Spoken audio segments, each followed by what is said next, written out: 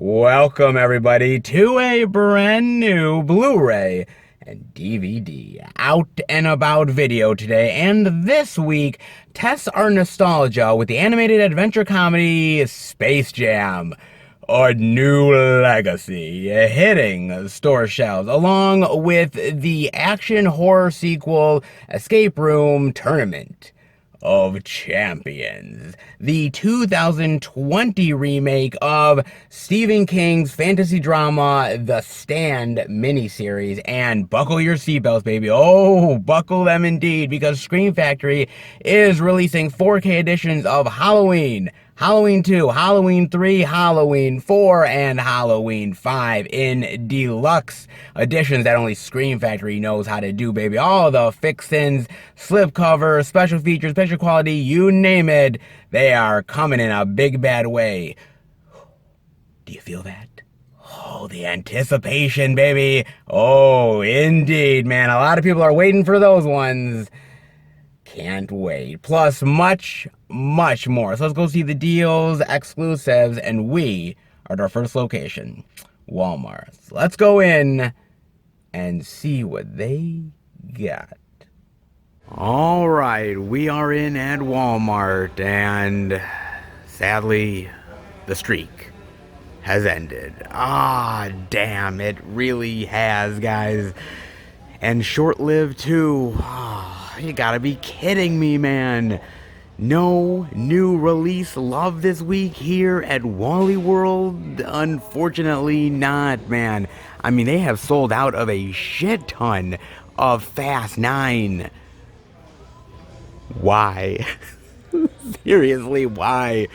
Who are the gluttons who are buying this goddamn thing?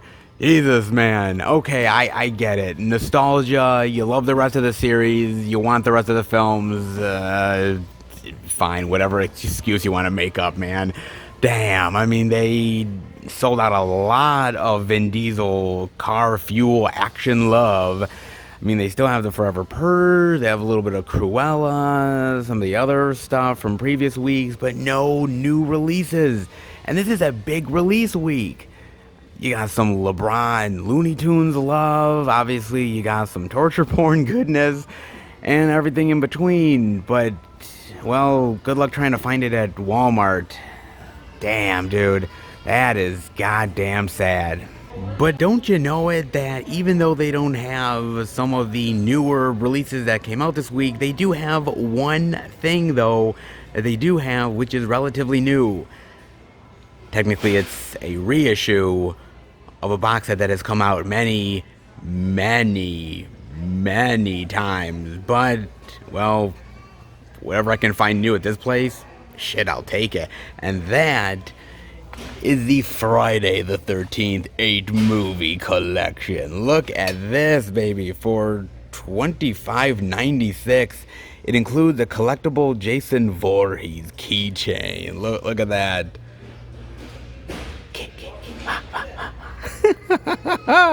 Oh my god. Jeez, yeah, I did hear they were coming out with another collection box set. Oh lord, man. I gotta tell you, I think out of any horror franchise, I could be proven wrong on this, guys, but out of every horror franchise, I think Friday the 13th is the most released out of all the horror box sets. I mean, I am serious, man. There has been so many. I bought a ton of them. I bought that box set, the DVD one, Crystal Lake to Manhattan. I bought the tin set. Of course, I bought that huge Scream Factory box set, which I love. In fact, I still own all 3 of the box sets. I have not gotten rid of a single one of them, guys, because I'm that big of a goddamn Jason Voorhees fan. I seriously am, man. I ain't getting rid of any of that shit, dude. There's no goddamn way. I love Jason Voorhees, okay? He's one of my favorite icons of all time as far as horror is concerned.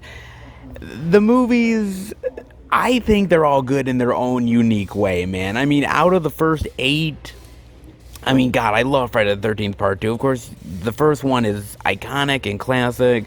I love Part 3D with Shelley and him getting the mask. I mean, Part 4 is amazing with Feldman. A New Beginning, even though not categorized as the best, I think it's a very unique entry into the franchise, and I gotta respect what they tried to do with it. sort of outside the box, but I thought it was still really fun and entertaining, man. Of course, Jason Lives is amazing. The rock and roll soundtrack in that is fantastic. New Blood with Tina. Yes. It was like Carrie versus Jason Voorhees almost. That was fantastic, man. And I love that, dude. Love that shit so much. That's great. Jason Takes Manhattan. Okay, well, Jason Takes Manhattan is kind of... it ain't the greatest goddamn thing in the world, ain't gonna lie, man. And the mask and the prosthetics on Jason, it really sucks, dude. It ain't that good. Eesh, it's pretty fucking bad.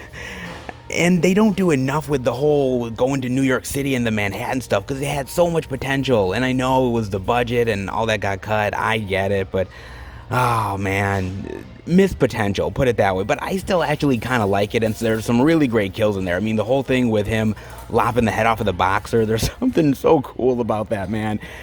Yeah, it's not perfect.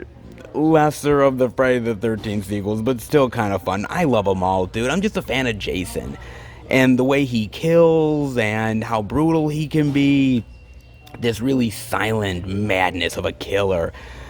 A lot of people have tried to replicate it, but not many have succeeded. And I can see why, because Jason is one iconic evil motherfucker. Indeed he is, man. If you don't own a little Friday the 13th love already from any of the box sets, and my god, there's been so many, why wouldn't you at least have one of them?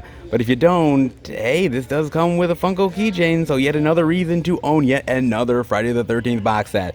Shame they don't have all of them, but I know some of them are owned by one studio, another is owned by another, so it's kind of hard to get them all in the same set sometimes. Scream Factory was able to pull it off, but not everyone can be Scream Factory, put it that way, guys. But killer looking box, not bad though, pretty goddamn cool. And you're looking for some Jason love, Walmart definitely has your fix. Sadly though, that seems to be it, guys, and that's a shame. That's a damn shame. And with all the physical media coming out, to only see some Friday the 13th action, I mean, don't get me wrong, I love my Voorhees. I definitely do, but I want more. I want it all that physical media gold. But better luck next time at Walmart, man. They really shit the bed this week. Oof, they really did, man. I guess the curse of Walmart is back. They better get their act together again, sooner rather than later. But only time will tell on that one, guys. Damn shame. And they were doing so well, too. Back to the same old Walmart. Wow. Well, we'll see how they are next week. Let's hope much better. Let's head out. What a goddamn letdown, man. Jesus. So here I am, walking into Walmart, thinking to myself, hey, I'm gonna see some good new releases here at Walmart, baby.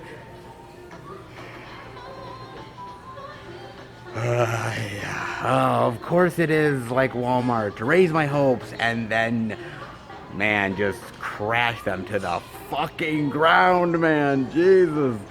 I gotta admit, Walmart does do it well. They do indeed, man. Damn. I was expecting a lot more here at Walmart. Seriously, I was, man. Especially after the last, few weeks. I was hoping for a hell of a lot more, man. And I got jack shit. I mean, I got some Jason Voorhees goodness, okay? So at least I'll take that. But, man, I was hoping for way more, man. Just goes to show you that not every Walmart is created equal. And not every week Walmart is created equal. That's a big one, too. Some weeks we get plentiful, and some weeks we get zippity-doo-dah, baby. And this week is more of the zippity-doo-dah. Damn shame indeed, guys. So much physical media to check out, and this place has none of it. Better luck next time, I suppose. But there is physical media out there in the ether, so let's go find it. All right, everybody. We are at our second location, Target. But before we go in, I gotta talk to you guys about something. So, as you guys know, I mean, literally, it's right around the corner. Halloween Kills is coming out. Oh, the anticipation is ever growing for that one. However, you also know that it's coming onto the Peacock streaming service, right? I did bring that up a little while back, guys. But whose decision was it exactly for this to happen? A very interesting article from Bloody Disgusting worth talking about. Jason Blum explains why Halloween Kills is going straight to streaming on Peacock. I wonder what Mr. Blumhouse himself has to say. Speaking with Collider this week, Blumhouse's Jason Blum reveals that bringing Halloween Kills to Peacock was his choice, and Freaky inspired the decision. It was my idea to do it. Peacock didn't approach me, I approached them. I, like everyone else, I'm a big believer in the theatrical experience. I think eventually there should be windows. I think Universal's strategy of the 3-week window is a great strategy, but I had a bad distribution experience with Freaky. That movie is a great movie, and it didn't get seen because the distribution of it got all twisted up. It's my fault. Well, that's what he says. He goes on to continue, I didn't want to go through that experience again. I didn't want to have a movie that I'm really proud of, that I think is great, and have there be an excuse why people didn't see it. So I'm the one who pitched Universal, and then I pitched the other guys as well, and it was my idea. I stand behind it, and I'm glad that we're doing it. Okay, so he's the one that approached Peacock, Universal, you name it. He's the one that ended up going and saying, hey, look, we need to do this. Now, the article goes on to say that even though it was a big hit with critics, Freaky made just $15 million, and it was released exclusively in theaters in pre-vaccine November 2020, which explains a lot about the $15 million. However, he does go on to say that he does not want to do this for the third movie. I want to go back to traditional windows, but COVID is incredibly unpredictable, and I didn't want to risk it again. I felt like I did that with Freaky, and it left me with a bad taste in my mouth, so I don't want to repeat that experience. Okay, fair enough. But I would make an argument, a little bit of an argument, guys, that Freaky is not like Halloween Kills, alright? Halloween is an established franchise for a very, very long time, and people like seeing established franchises. We've seen this time and time and time again. Now, yes, they did screw up with Freaky, putting it out in November 2020 when COVID was still very much a big, gigantic threat, and thinking that everyone was going to go to the theatrical experience for a slasher comedy with Vince Vaughn. Again, great movie. I saw it at home. I ended up paying the money to see it at home, but again, not everyone had that luxury, nor did everybody really know about the movie all that well either, so that was also a problem. When movie theaters aren't really open, or very few are, how many people do you think really are going to go to the damn movie? I mean, seriously, man. So, when he says he doesn't want to screw up the experience again, doing this with Halloween Kills, a part of me is like, well, we've had the theaters back open for a little while. Obviously, people are slowly starting to get used to going back to the movies again. Obviously, some movies have made some big money as of late. So the gamble of putting a movie in a theater now exclusively is not exactly much of a gamble, really. I mean, it was maybe, let's say, like earlier part of this year. But I think that's slowly fading away over time. Not completely, but still is. However, I think he still feels like, look, at the end of the day, yes, we're going to get a lot of eyes on this in the movie theater, but for those still hesitant, and there is still a vast amount of people who are hesitant, maybe they can go to Peacock and feel a certain amount of ease that they don't have to interact with people in the movie theater. Okay, fair enough. But let's also be real on this for a single second, guys. Let's also be real on this much. That, do you seriously think that it was solely Jason Blum's choice? You don't think at all that Universal didn't at least float the idea for just a single second that, oh, maybe we should put this on our Peacock service. That way we get more eyes on our streaming service and we gain more subscribers. You get more eyes on your product. Everybody wins in the end. Come on, they probably did it just a little bit, man. I mean, I believe Jason Blum to a certain extent, but I'm also like, come on, bro. They had to at least have floated the idea a little bit, man. So not only does this really help them, but also the Peacock streaming service, because let's be real. Again, that these services need subscribers. In order to keep the lights on, in order to keep the content flowing, they need money coming in, and they need subscribers in order to pay them for more content coming.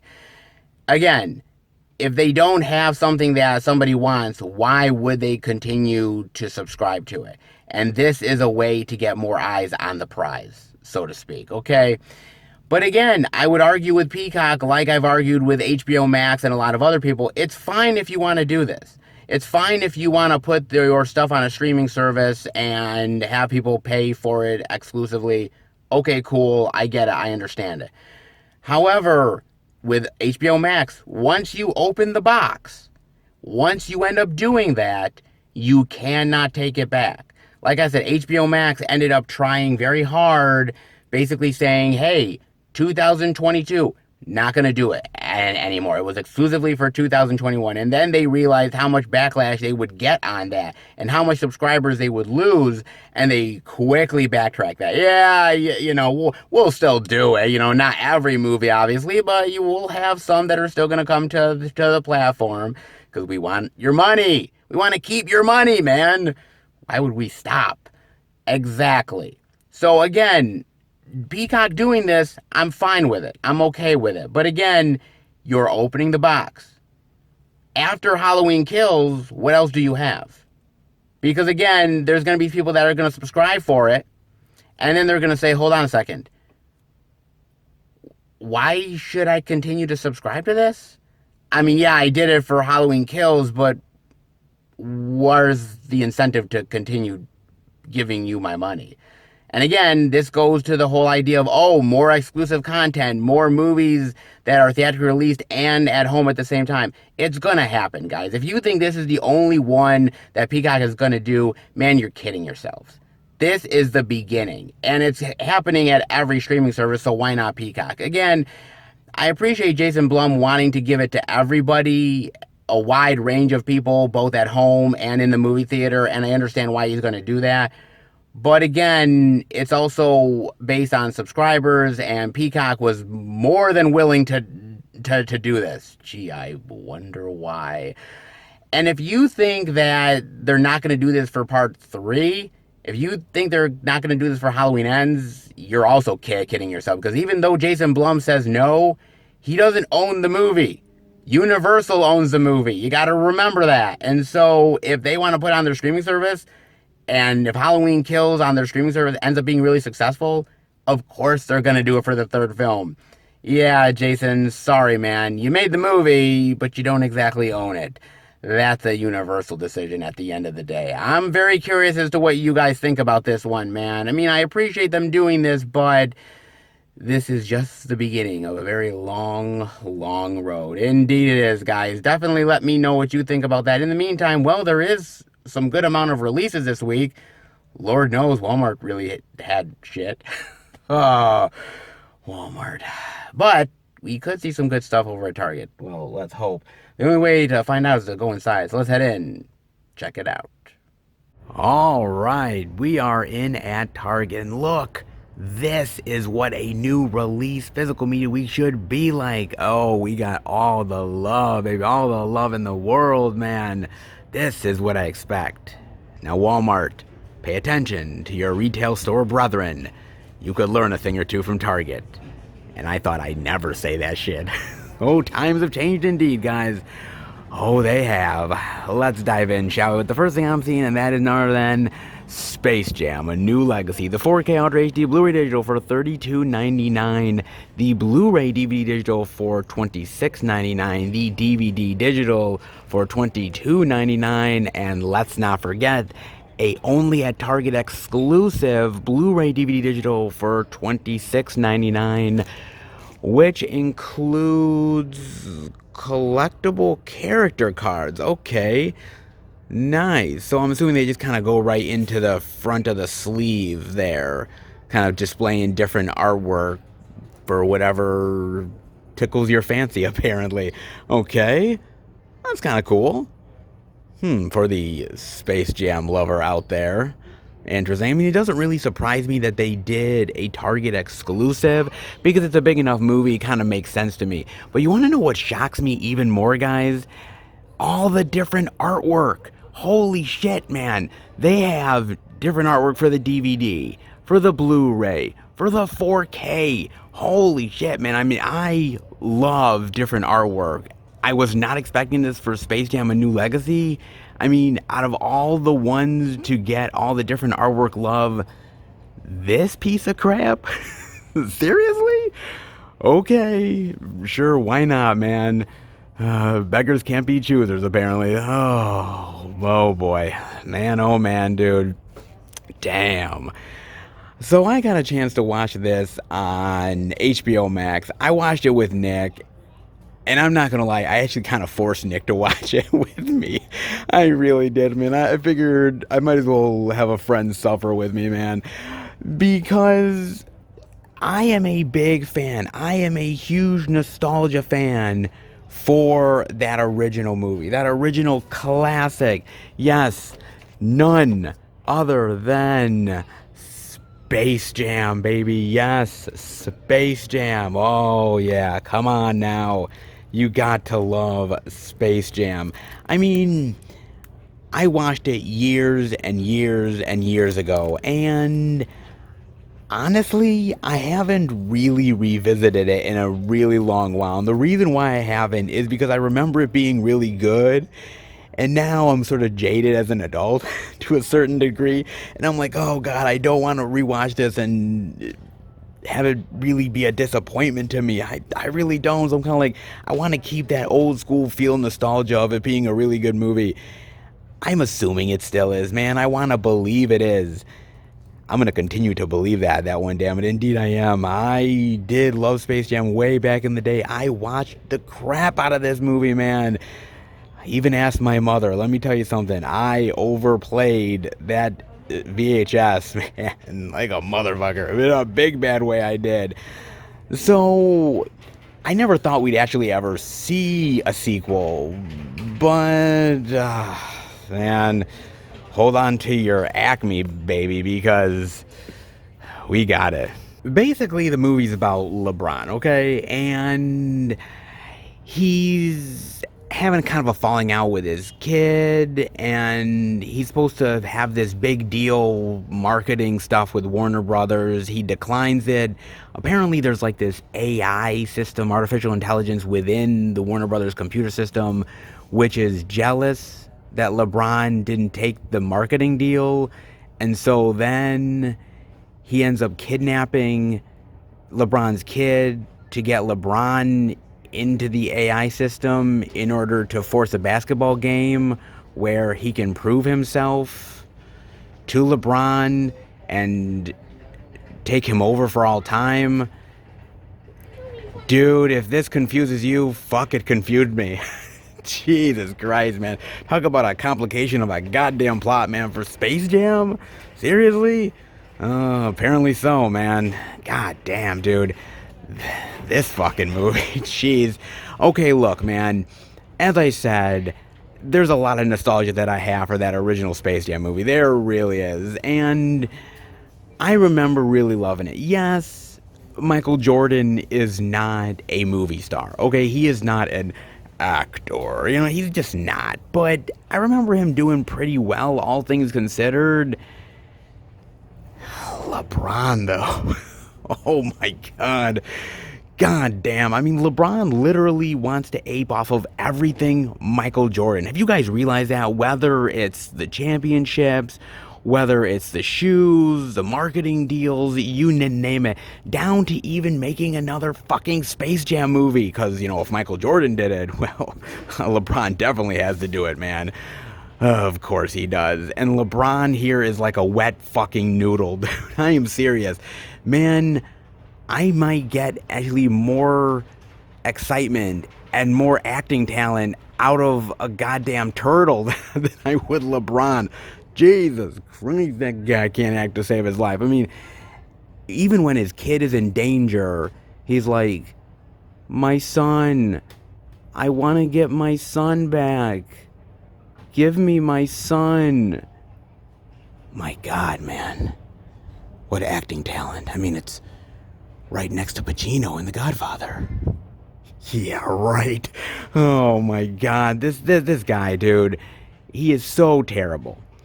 But you're probably thinking to yourself, well, okay, that's LeBron. He's not an actor. There's got to be more than that to the movie, and there is. I mean, I'm not gonna lie, right? The visuals are stunning here. Absolutely gorgeously stunning. I mean, on a 4K TV, this movie is gonna shine, and shine immensely. It really is. So, if you're just looking for the visuals alone, this movie is going to win you over in spades. It easily is. But anything outside of that, I gotta tell you, it really doesn't do the trick for me. I mean, whether it's the redesign of the Looney Tunes characters, which feels really shortchanged, they lose a lot of the flavor that you remember old school Looney Tunes being. It almost feels like they're trying to not offend with certain designs in the movie. Even the comedy with the Looney Tunes, it almost feels so censored and watered down. It really does. Like, if you remember old school Looney Tunes and the lunacy that those characters had, yeah, if you're going in expecting at least that, dude, try again, man. You get better shit out of the original Space Jam, the old school Looney Tunes cartoons, you name it. This movie is heavily watered down with the type of comedy that you expect from the Looney Tunes characters. Yeah, there's some characters that come off better than others, like, for instance, Granny is fucking awesome. Like, if there's any Looney Tunes character that I loved in the movie, I'll give it to Granny any old day of the week, man. That chick fucking rocks, dude. But outside of that, all the other characters, man, they've done way better comedy over the years. This doesn't really work that well. And there's even characters that are not even here because we're trying to be woke and not piss anybody off, like Pepe Le Pew. Where was he? Well, he was probably in the cancel culture dumpster, probably eating the garbage. I mean, that's probably where he was, man. And it's just a goddamn shame, dude. I mean, basically what this movie is, it's a complete and utter advertisement for Warner Brothers. That's what this movie is, dude. I mean, it's basically 2 hours of marketing, whether it's for different Warner Brothers brands, whether it's for, you know, different products that they have, you name it. It's just one commercial after another that's shoved into a 2-hour movie that's boring as fuck, dude.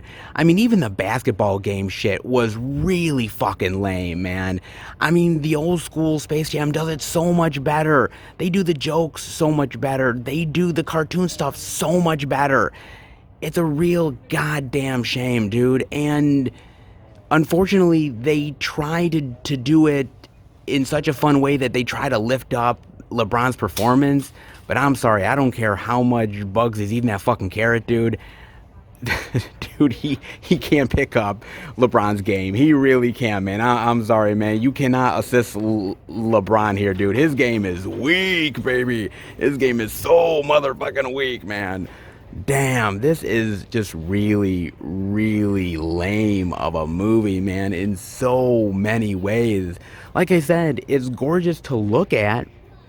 And if you're only looking for surface level, hey, it's gorgeous to look at, it's going to be great looking on my TV, then sure, go right ahead. But if you're looking for more, man, look elsewhere. Truly, truly look elsewhere, man. This is such a pale comparison to so many better movies out there. And I really have to apologize to Looney Tunes Back in Action, because I thought that was the lamest Looney Tunes movie of all time. No, fuck that. A New Legacy? Dude, it takes the motherfucking cake. Or the Acme Anvil. I don't care what the fuck it is, man. God damn. I mean, kids are gonna eat this shit up, right? They're just gonna do it, and I understand why. It's the bright colors, it's the cool looking scenery, it's the cartoon madness. They're really going to just eat this up in a big bad way. I get it, right? I do. But outside of that, man, if you have any love for Looney Tunes, if you have any love for the old school Michael Jordan classic, this one just really pales in comparison. They can't even get Michael Jordan to be in this goddamn thing. I mean, you remember that great cameo in the original Space Jam movie with Bill Murray? He comes in, plays a little bit of the game, and then gets out. That was funny. Bill Murray was great here. And wouldn't it have been really cool to see Michael Jordan come in here and sort of do a little bit of, gameplay and have some fun with it and then, get out? That would have been cool. They even have a joke in this movie that is like, hey, Michael Jordan's gonna save the day. And then it turns out to be so lame. I'm like, really? They really pulled that shit? God damn, man. I gotta tell you, dude, I feel like Warner Brothers did these tunes dirty, man. They really did them dirty. They really ended up fucking them over bad. And the sad part about it is, they didn't even use any lube. Oh, shit, man. At least have put on some candles and some Barry Manilow or some shit. Barry White, come on, man. They just really fucked them over in a big bad way, dude.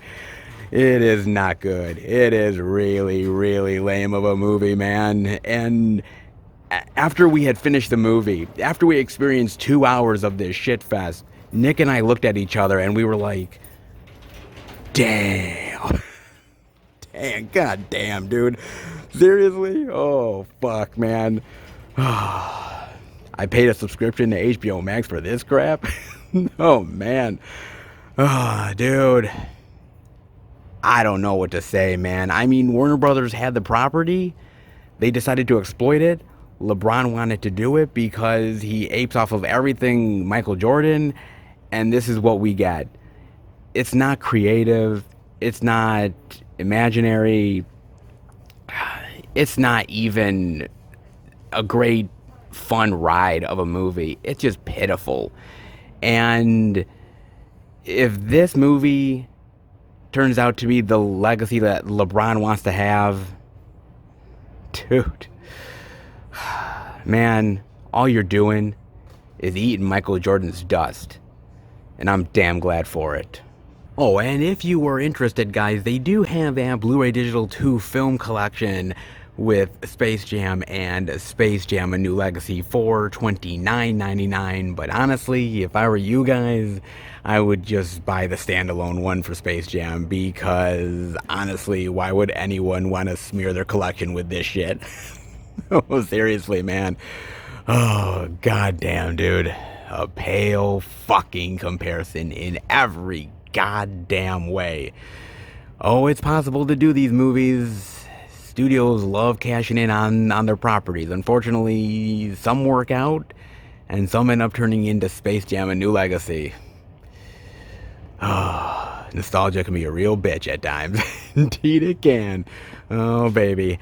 They also end up having the Blu-ray Digital of Escape Room Tournament of Champions for $22.99, the DVD for $19.99, and they also have a 2-film collection set, the DVD set, for $24.99, which includes the first Escape Room and Escape Room Tournament of Champions as well. Not bad. Now, I got a chance to watch this on Amazon Prime. I wanted to actually watch it in the movie theaters. I just never got around to doing it, though, so I decided, hey, why not wait until some Amazon Prime love there where I can finally watch it, and indeed I did. Now, I watched that first Escape Room when it came out, and I got to admit, I was not expecting how good that movie turned out to be.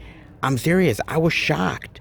I was incredibly shocked. I was entering into Escape Room thinking to myself, this movie is going to be a pale comparison of so many other types of films, and it's just going to be a bore fest.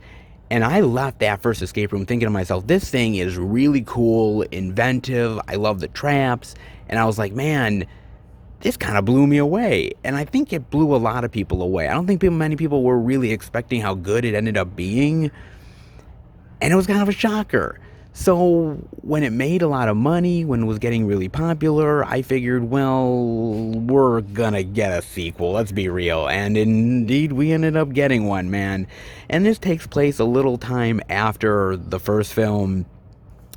Basically, the survivors of the last one end up getting trapped with other survivors in previous years, and they're basically trying to survive another sick game of twists and turns and traps, and trying to solve the clues and trying to find out who is doing these evil deeds to these people and stopping them once and for all. Now, I gotta be real here. I did go into this film with a certain amount of expectations, because that first film was so good. I'm like, okay, we're gonna keep the good times rolling, right?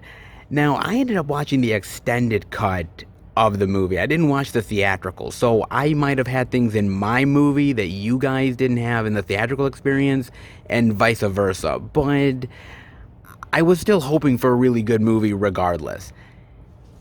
And it kinda, sorta delivered marginally. Yeah.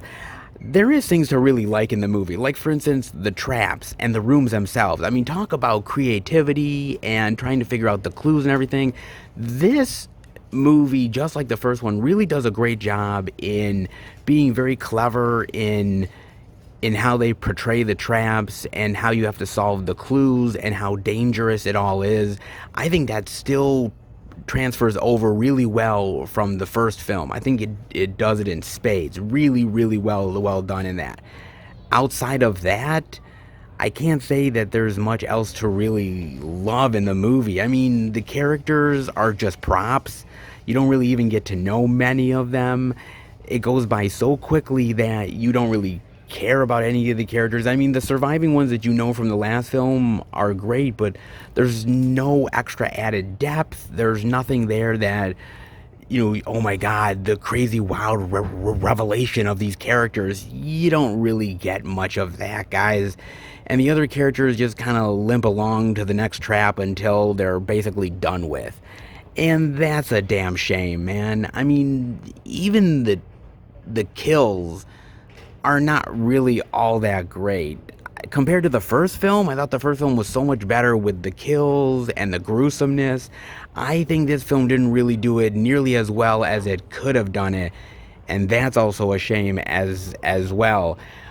But I think the thing that got me the most was, okay, so the last film was this whole, like, okay, there's this company that does these traps, and it's all sort of like a sport against humans, and it's all an entertainment thing for all these rich snobs out there that want to get off and whatnot, right? Okay, cool. And they kind of go with that a little bit more, diving into the origins of it and who's actually doing this stuff. And at the end of the movie, and I couldn't believe they did it, man, there's literally this whole sequence which comes off like it's from Saw or something, right? And I won't really spoil it too much, but oh man, that whole sequence where you find out the origins of everything and who's really behind this all, and I was like, oh my god, it's straight out of a Saw movie. I was waiting for the music. I was like, dun dun dun, dun dun dun dun dun dun dun dun dun dun dun dun dun dun dun dun dun dun. I was like, oh shit. I was like, oh my god, who's getting up from the dead from the fake bullet wound? I was like, oh shit, oh my god, man. I was like, are you kidding me? Oh man, this movie, just like the first one, it is aping off of a lot of other films, man. I mean, primarily Saw with the traps and the clues and everything like that. I mean, right down to a goddamn end sequence that literally feels like it belongs in a Saw movie, man. But I think the first movie was so much more clever with it than this film is. And I'm not saying this film is bad, but I think it's a step down from that first film. I really do, man. I think the characters aren't nearly as fascinating as they were in the first film. I think the clues and the traps and the escape room stuff is still really good, but without characters that you really want to care for, without situations that you're really interested in diving into, traps are just traps. That's why I've always loved the Saw films, because as much as you say how gruesome those traps are and how they have to get out of those situations, you're interested in the characters, you're interested in the situations, and it makes the ride that much more pleasant. When it's just torture for torture's sake, I don't know if you really get off on it. I mean, not gonna lie, some people definitely do, and those are some real sick fucks. But for the most part, you want to invest in the story, you want to invest in the characters, and Escape Room Tournament of Champions just doesn't pull it off. I mean, it's got great, cool, gadgets, and it's got cool little action sequences in it to really keep you going until the next sequence, but it's just all there. And there's nothing that really gels it together other than some cool action horror sequences. But that's it. And honestly, I've seen so many of these type of movies in my life that I want more. And this movie just didn't give it to me. It's got moments of brilliance, but it is a pale comparison to that first film, which is a real damn shame. The first film was a pleasant surprise. This one is a slightly pleasant letdown. Tournament of Champions, huh? If this is the best you got, throw in the goddamn towel, man. Seriously, please do. Oh, man. Could have been much better. But then again, I did have higher expectations. So much better. And so less. Seriously, all you had to do was follow the same model. And they couldn't even do that. God damn, dude. Yeah, that. We also have the Blu-ray digital of Night of the Animated Dead for $19.99. The DVD for $14.99. Now, I got a chance to watch this on Amazon Prime. Yes, it is based on the original film, Night of the Living Dead. 1968 Night of the Living Dead. The George Romero classic Night of the Living Dead. Oh, yes. One of the best. And the first true zombie movie of all time. Yes, indeed it is, man. Experience new dimensions in terror. Yeah, so basically it is an animated version of that original black and white Night of the Living Dead, and with some new sequences added in, some stuff to make it differentiate just a little bit from the black and white counterpart. I love Night of the Living Dead, man. I love that movie so goddamn much, man. I mean, yes, it is tame compared to zombie standards nowadays, right? I mean, with the rotting flesh off of the corpses and basically people biting into arms and necks and all that kind of shit. Yeah, it is a pale comparison in a lot of the newer stuff. Sure, yeah, I understand it. I get it. Fair enough, man. But I still really love it. Because I feel like it set a great bar and a standard for zombie movies that some have been able to top. Even George Romero has even topped himself, and some not so much. But it really is a really great start to where zombies came from. And even though we've gone far with the zombie lore and zombie movies, the originals are still some of the best, and Night of the Living Dead definitely is, man. And honestly, I don't mind an animated movie from time to time. I mean, I completely understand that with animation, there's more possibilities than there is in live action. You can do a lot more. I understand that. I get it. And this movie does prove that. It does go out of its way to make Night of the Living Dead more gruesome, with more rotting zombies and, obviously more crazy action than what you got in that first Night of the Living Dead. But does that mean that it's a better film? No, it's a different experience. And in some ways, I kind of appreciated that. I mean, the animation is alright for what it is. It doesn't blow the roof off of the doors. I mean, Disney doesn't have to worry. They're safe. Okay? Nobody's sweating Night of the Animated Dead, okay? It does its job alright, okay? Put it that way. It's not the best animated movie you've ever seen in the world, but let's be real, it certainly ain't the worst, man. And I did appreciate more gruesome stuff added to the story, the blood, the gore, the decaying bodies and the decaying zombies. Like, I did appreciate that stuff, man, and they do it pretty well for the most part. There's something really great about the simplicity of Night of the Living Dead. And I've always appreciated that about that movie. I really have appreciated it, man. And I don't mind different iterations of Night of the Living Dead. Trust me, I have seen a lot of different types of Night of the Living Dead. I've seen, obviously, the remake with Tony Todd, which is absolutely amazing. I love that shit. I've seen Night of the Living Dead 3D with Sid Haig. Oh man, that's a piece of shit. God, that is so terrible, man. I've seen some really bad ones and I've seen some really good ones, man. I appreciated what they were trying to do. Doing it in animated form gives you something a little bit different of an experience than you would normally get, especially when it comes to a zombie tale, but it really can't hold a candle to the original, man. But then again, I hold the original in such high regard that it would be hard for any movie to try to top that, man, especially one that's trying to do the same story but slightly different. The voice acting is fine, the animation is fine, adding extra bits to really update it to modern zombie times, I appreciated.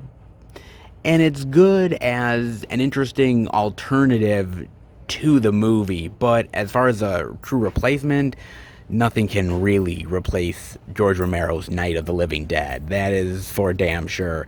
Decent, but kind of a passing interest.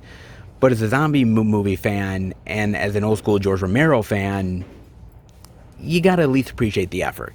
Then I'm seeing they have the Blu-ray digital of The Nevers Season 1 Part 1 for $22.99. Huh. A touch of power can change the world. Oh, indeed it can. Now, I have heard of this show, but I've never actually seen it yet. I have HBO Max, so I have to watch this at some point, man. But I heard it's really interesting, a unique sort of sci-fi bend to it that I really would appreciate. At least some people have messaged me and said it could be really good, actually. August 1896, Victorian London.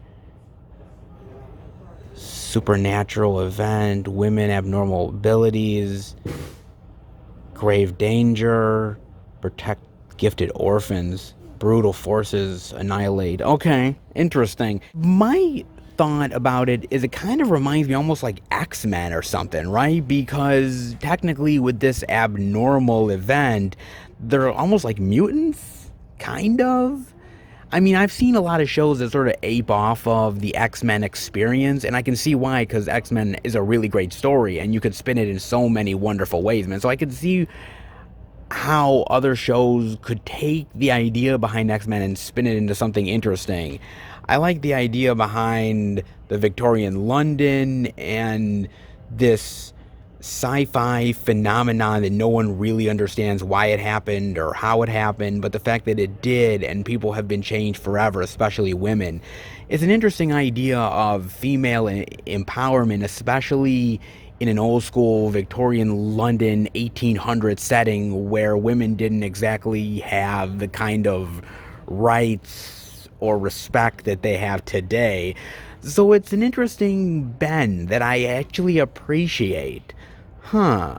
I don't know about this. It could be kind of interesting. I'm not a big fan of them splitting up the seasons like a part 1 and a part 2. I've never really been a fan of that. If you're going to release something, release it as a full season. Don't do this we're releasing it in parts crap. I really hate that, man. But it is an interesting idea, and I like the idea of abnormal people with unique abilities. It does sound interesting to me.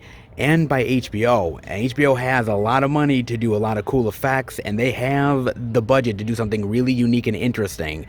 They have pulled it off before. Can they do it again? You guys gotta let me know about this one. 6 minutes to midnight. Ooh, the DVD for $14.99. Yes.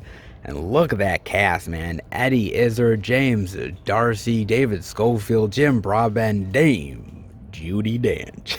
Oh yeah, baby. I got a chance to watch this on Amazon Prime, man, and what a fantastic movie. Seriously, man, this thing is amazing.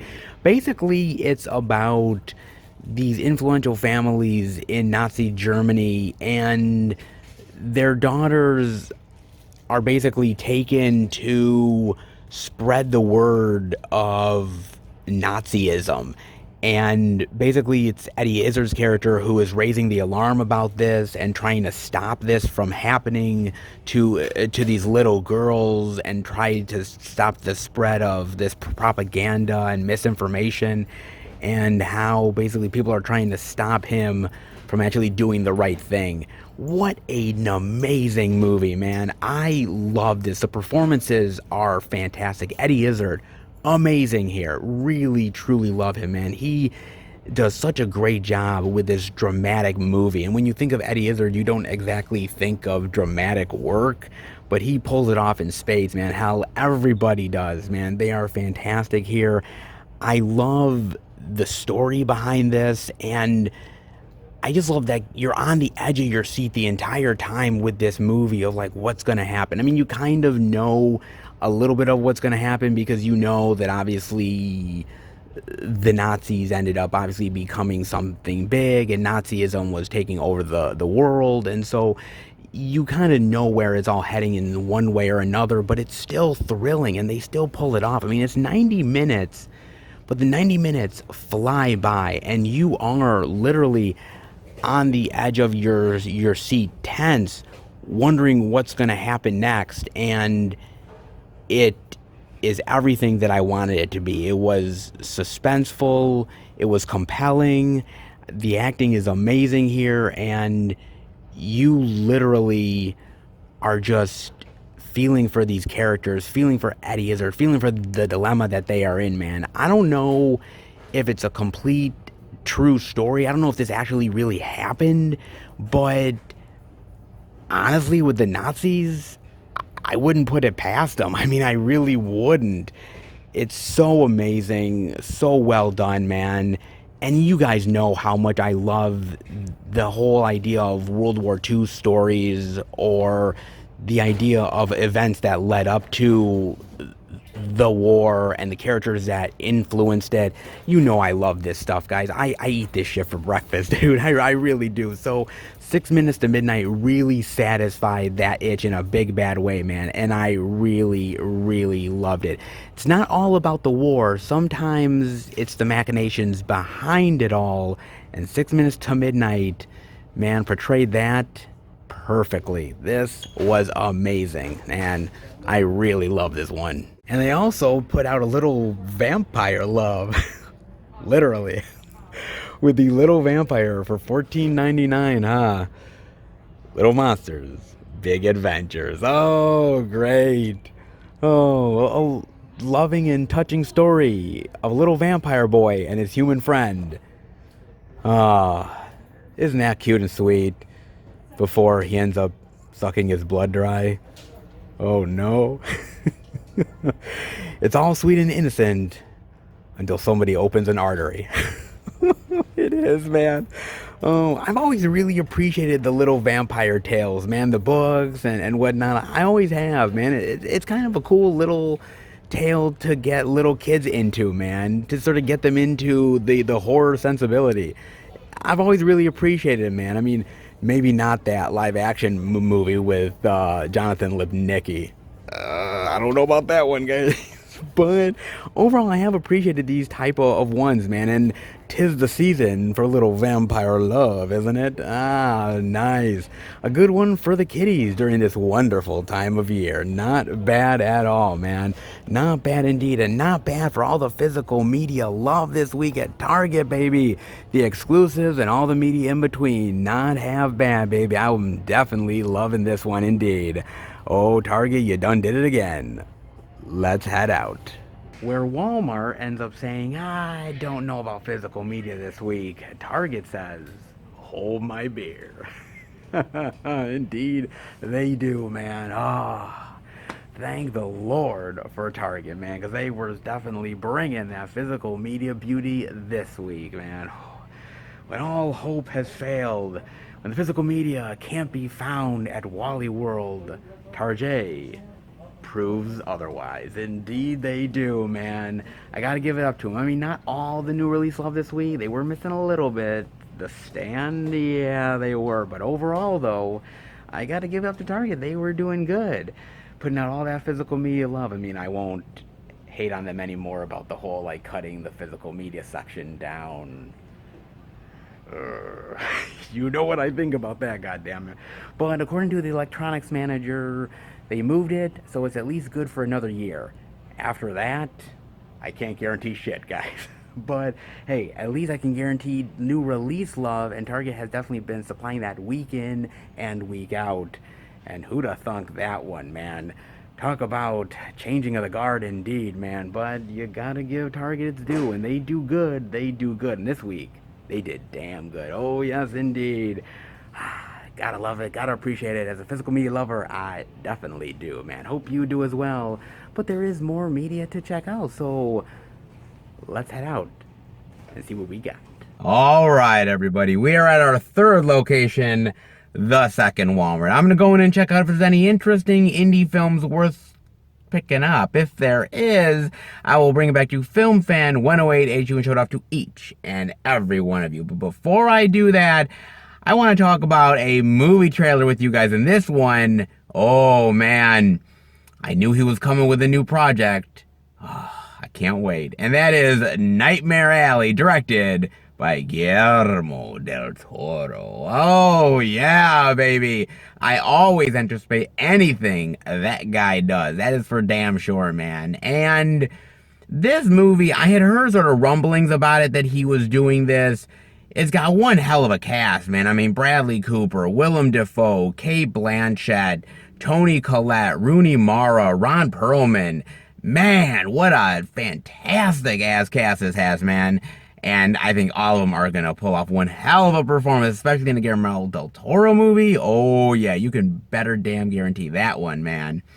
But it looks really intriguing to me. I don't really know much about the movie, and the trailer doesn't give you much to go off of. It's basically like this carnival show, carny act. Bradley Cooper seems like this stranger that's coming into this town, and these women that he's interacting with and dealing with. At the same time, there's this attraction at this carnival show. Is he a man? Is he a beast? Is it exactly Bradley Cooper, or is it something else?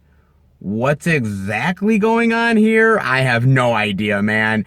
But I love the imagery. I love the dark and sinister and twisted concept of this.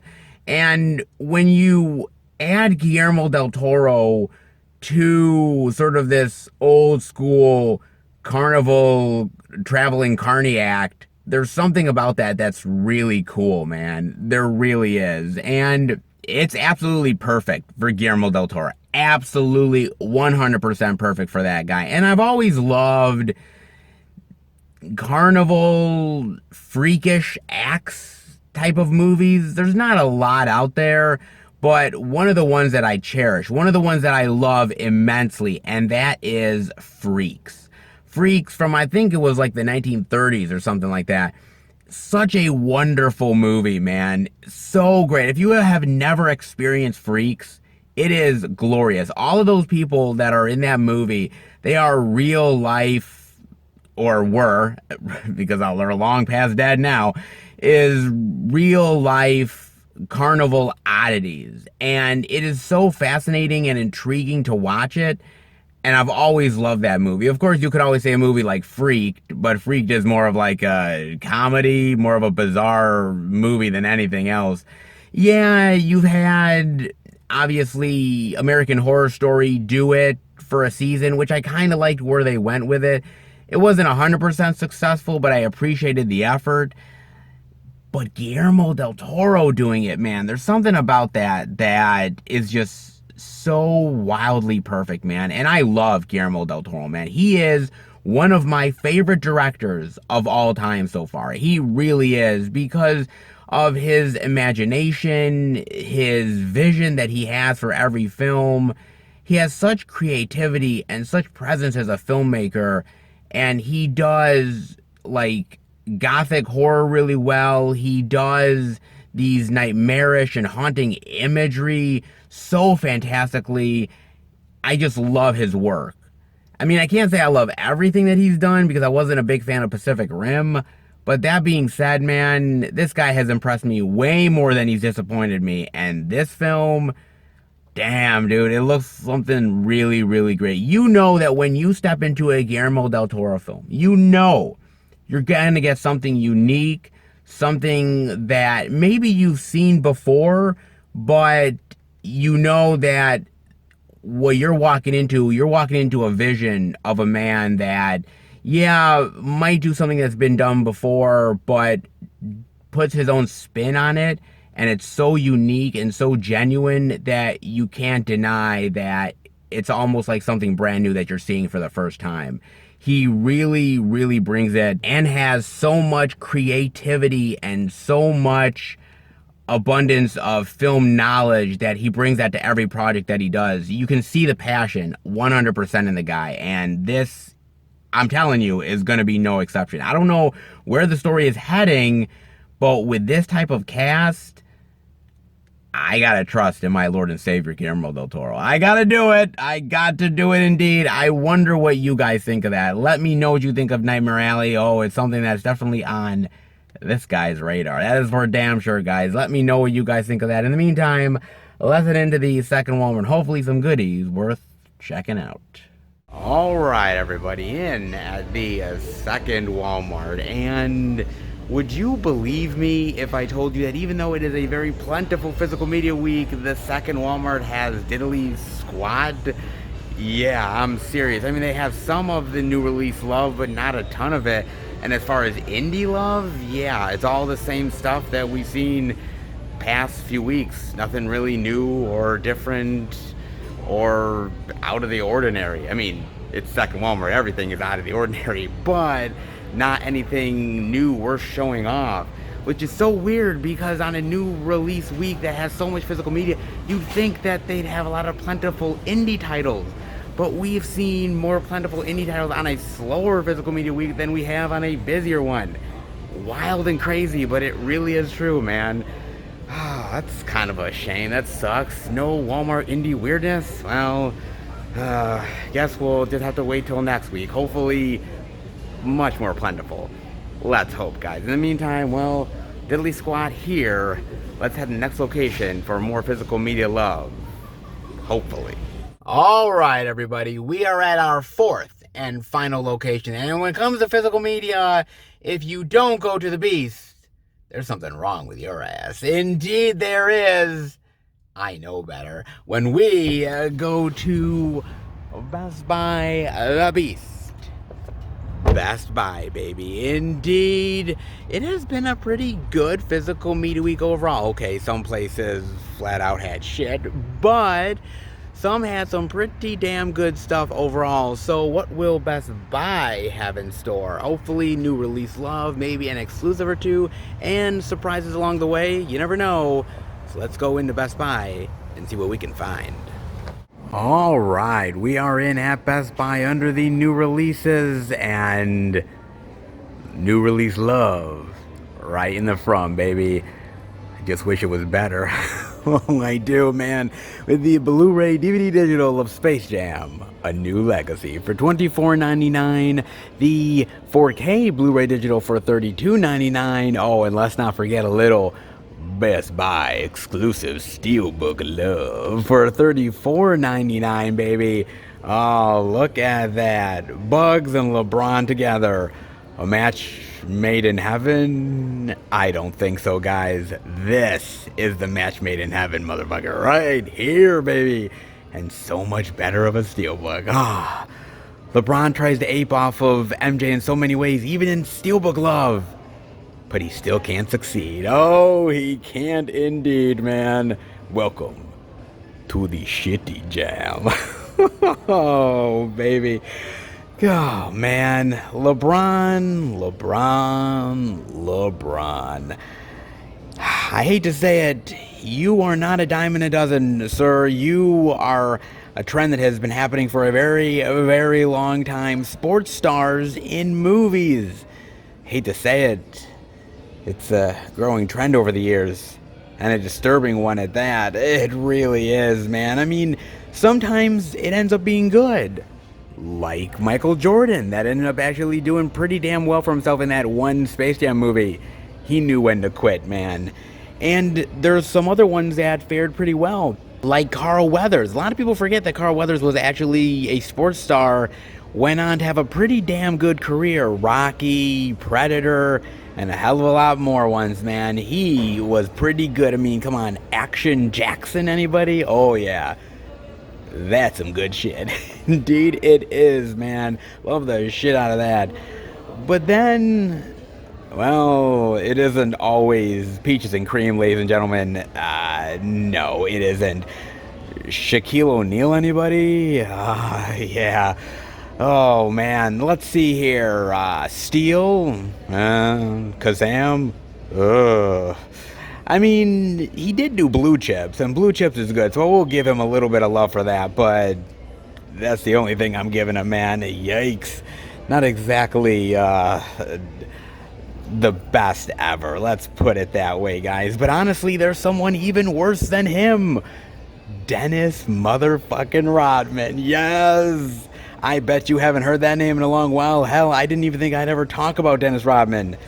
But here we are, man. Oh my God, Dennis Rodman. Do you remember Double Team from 1997 with good old Jean-Claude Van Damme? No? I don't blame you, because I tried to wash that out from my eyes. But you know what's even worse than Double Team? Simon Says from 1999. Oh man, talk about a blast from the past that no motherfucker talks about. Oh shit. That had Dane Cook in it. Swear to God, it had Dane Cook, man. Lord, if anybody has that in their collection, I would be shocked to shit, man. God, Dennis Rodman was so bad. He really was, man. There's so many other examples of it.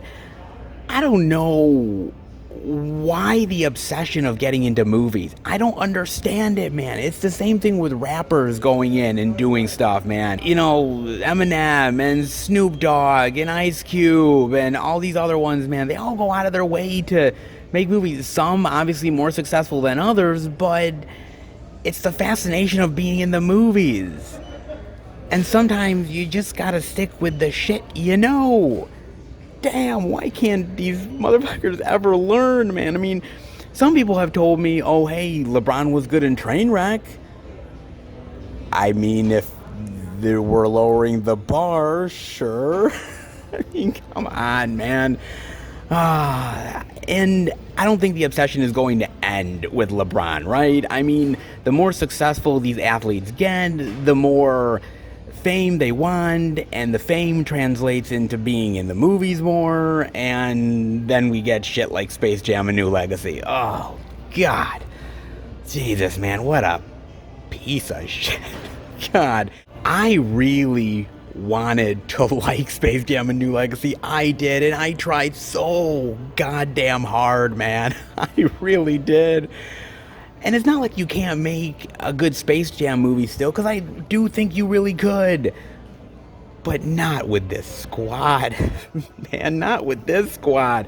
I mean, between the really terrible, excruciatingly bad acting from LeBron, the woke Looney Tunes antics that really made me miss the old school Looney Tunes days, to a 2-hour advertisement for Warner Brothers products and brands, I just didn't give a shit. I really didn't, man, and it's just a goddamn shame. It really is, man. I mean, kids are gonna eat this shit up because it's colorful and there's stuff splashing all over the screen, but this movie is as empty as a motherfucking black hole, man.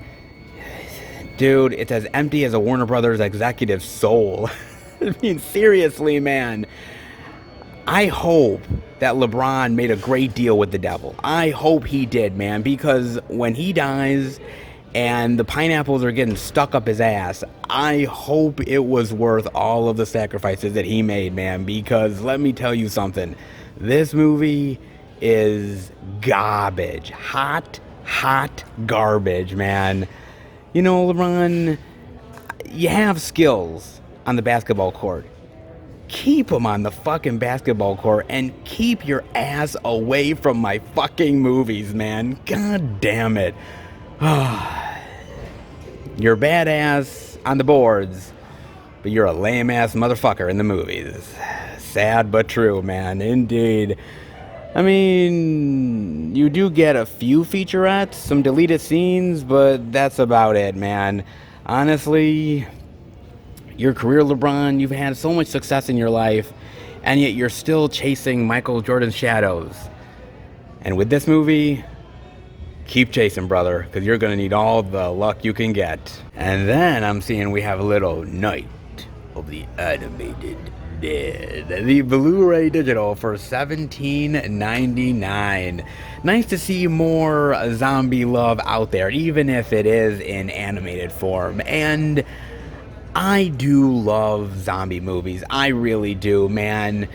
My love for zombie movies knows no bounds. It seriously doesn't, man. And I think why I'm as critical of zombie movies as I am, especially the newer ones out there, is because I've experienced so many great zombie movies over the years, man. I really have. And when it comes to zombies, Romero really is the best. Night, Dawn, Day, Land, Diary, and Survival.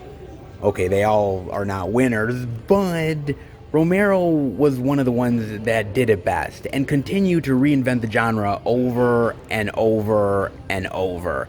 And as I said, there have been good moments where his work has been redone in great ways. Like the remake to Night of the Living Dead, as I said, with Tony Todd. Great flick, man. I'll say Dawn of the Dead. Man, that remake to Dawn of the Dead, the Zack Snyder one, that surprised the hell out of me. I was not expecting it to be as good as it ended up being, man. It was a really great surprise. Then again, you also have real shit, like the Day of the Dead remake movies. Holy shit, man. Those are hot garbage. Those are really terrible, man. God, those are a real piece of shit, man. They truly are, dude. I actually heard they're going to do a Day of the Dead series coming up in the near future. I'm like, really? You're trying to ape off of George Romero again? Okay. Good luck to you, but I highly doubt you're going to succeed. Who knows? Let's wish them luck. But, yeah, I doubt it, guys. Look, man, I really appreciate the fact that people go out of their way to try to ape off the man, the myth, the legend himself to varying degrees of success, man. And I like the idea that they took a live action idea, spun it into an animated form, and added a lot of modern day zombie ideas to the mix to try to update it to a modern sensibility and to modern times. I appreciate that. I really do, man. But no matter how many times you put a new spin on it, reinvent it, put a new coat of paint on top of it, there's something about the original visions that still hold up to this day.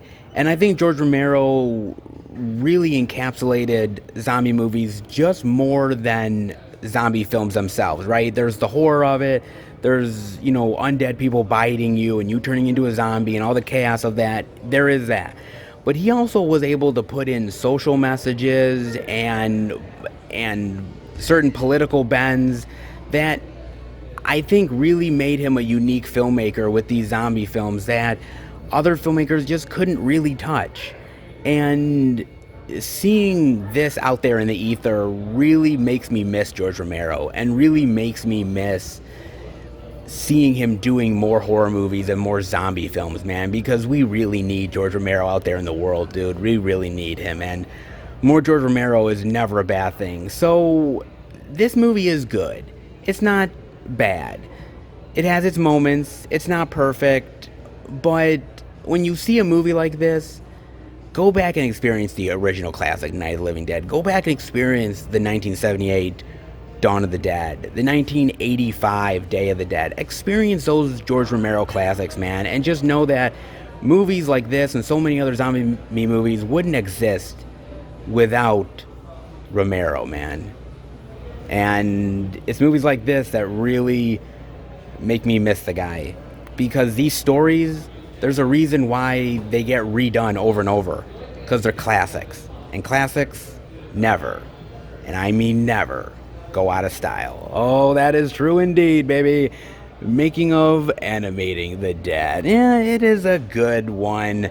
Not perfect, but on top of all the Night of the Living Dead redos that I've seen over the years, and I've seen a lot of shit, guys, it's got its perks, man. Not bad at all, man. I mean, they do have that. They still have a decent amount of Three from Hell love, man. That is a really cool steelbook, man. Unfortunately, I don't think the movie is crazy popular, so I don't think this is gonna sell out anytime soon, but damn, is it a really good movie, man. And on top of some of the shit that Zombie's done, this ain't half bad. It was a pleasant surprise, man. Kind of shocked to see that still here. They also have the Black Widow regular Blu-ray edition, and I wanted to show this off because you'll notice something. It has the blue case to it. It did come with that limited edition red case, but that was only a limited edition, guys, because now it comes with a regular Blu-ray case. I am so happy that I got that limited edition red case to it, because that is just sweet, man. And it's kind of a cool little thing for collectors too, right? Because when you're a collector, you want to get something that's, unique, and that was definitely unique indeed, man. I like that they did it, but now, if you didn't get it before, you're shit out of luck on that one, guys. I mean, some good stuff over here, not bad. Of course, they still have the Fast 9 Steelbook. Why did they restock this shit? Why, man? Who the hell knows, man? But hey, they still have some love over here. Not bad for the new releases. Let's see what else they got. And on the other side, oof. Boy, this is rough, guys. Sheesh. Boy, Mother's Hubbard over on this side, man, in a big bad way, dude. Yo. However, even through the tumbleweeds, you can still find some gold, and that would be American Psycho gold. Yes, the 4K Blu-ray digital only at Best Buy exclusive steelbook for $19.99. Look at this bad boy, baby. Oh my God. It looks even better than the pictures. Oh, in person, it looks so sweet. Indeed, man. Damn. Oh my God, I love American Psycho. Holy shit, do I love this movie, man. I remember seeing this years ago, and I think I might have saw it on like Cinemax or some shit, like years and years back, like late night. Let me introduce you to Patrick Bateman. Yes, trying to scale the corporate ladder and killing his way all the way to the top. Oh, indeed, man. Oh my God, I love this movie from the very get-go, man. The dry sense of humor that the movie has, the offbeat characters, and the madcap killings. I just thought this was so wild and crazy, and I loved every single second of it, man. I love so much of this movie. I mean, obviously one of my favorite scenes is, of course, Huey Lewis. Oh my God. Yes, where he chops him up with the axe. Oh my God, that is so good. I love that. I also love the scene where he's having the threesome with those two chicks, and then afterwards he's like eating the other chick, like literally, and then chainsawing the other babe. Like, what the hell, man? Like, this guy is out of his goddamn mind, man. But I loved it because you never quite knew where the film was going. Even at the end of the film, you're like, wait a minute, did he really kill these people, or was it all in his head? Like, what? I mean, you still are like, I don't know, man. Either he's one clever dude, one lucky motherfucker, or, man, he's got one hell of a demented mind. Hell, maybe all of them. I mean, not gonna lie, man. I thought Christian Bale was amazing here. I mean, a lot of people consider the Dark Knight trilogy like his signature. No, bro. It's American Psycho, man. He is amazing in this thing. I love it. I love Willem Dafoe in here, of this detective that may or may not have a bead on Patrick, whether he knows for sure he's done killings or not. Chloe Sevigny, who plays the assistant, which I really love that as well, man. She's great in here.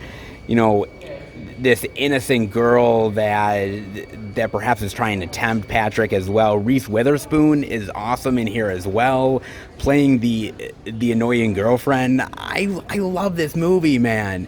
It is so fantastic with so many great lines and moments in it.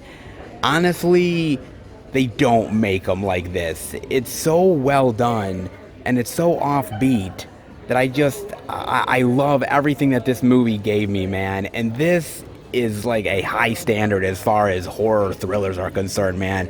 So amazing. The acting, the expertise in the story, the characters, everything was executed perfectly here, man. I really do love this movie so much, man. I truly do. I mean, I've already bought it before, but you know what? Honestly, it might just need a rebuy. It might just, man, with a one like this. Oh, man. Oh, it's awfully tempting. It is, isn't it, guys? Oh, it's so tempting. Look at that.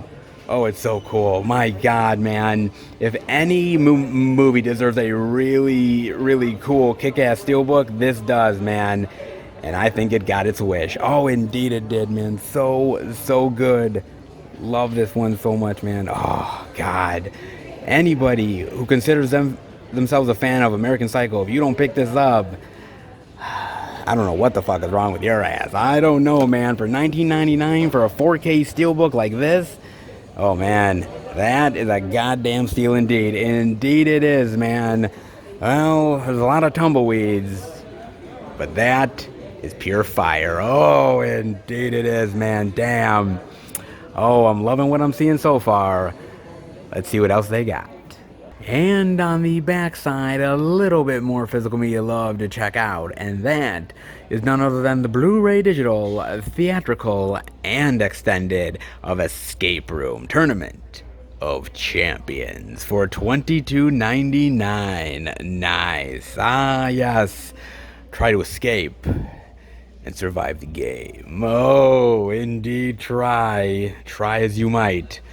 Fail as you will. Oh, now we have seen these type of movies over and over again. We have survival of the fittest, humans versus humans. Oh yes, from the time of cinema's first beginnings, we have seen these movies many times before. One of my favorites, actually, is Battle Royale. Do you remember Battle Royale, man? So good. Such a really great, I think it was like Japanese or Chinese movie. So amazing. I just love the characters, the crazy over the top kills. That is one wild movie, man. I love the shit out of that. There's also one that came out not too long back that I really enjoy as well, and that is none other than The Hunt. Oh, I really do love the Hunt, man. This was a really great surprise for me, man. I love the survival aspects. I think the humor was really spot on. The kills are fantastic.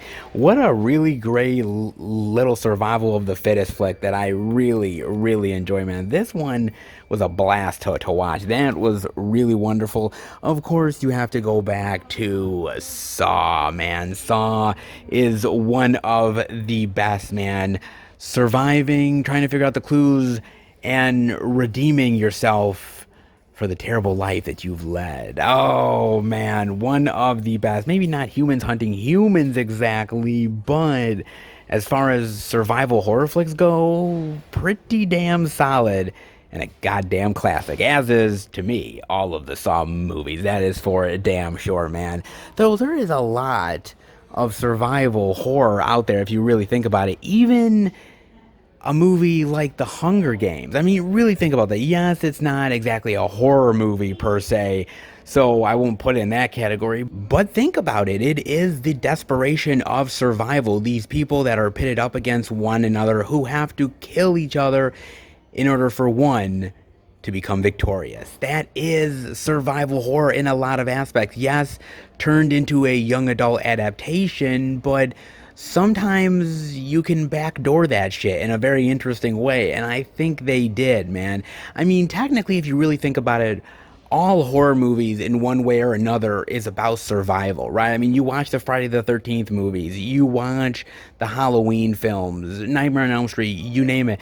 They are about surviving the monster, the survivor girl at the end. It's about survival. It's about being the last one standing.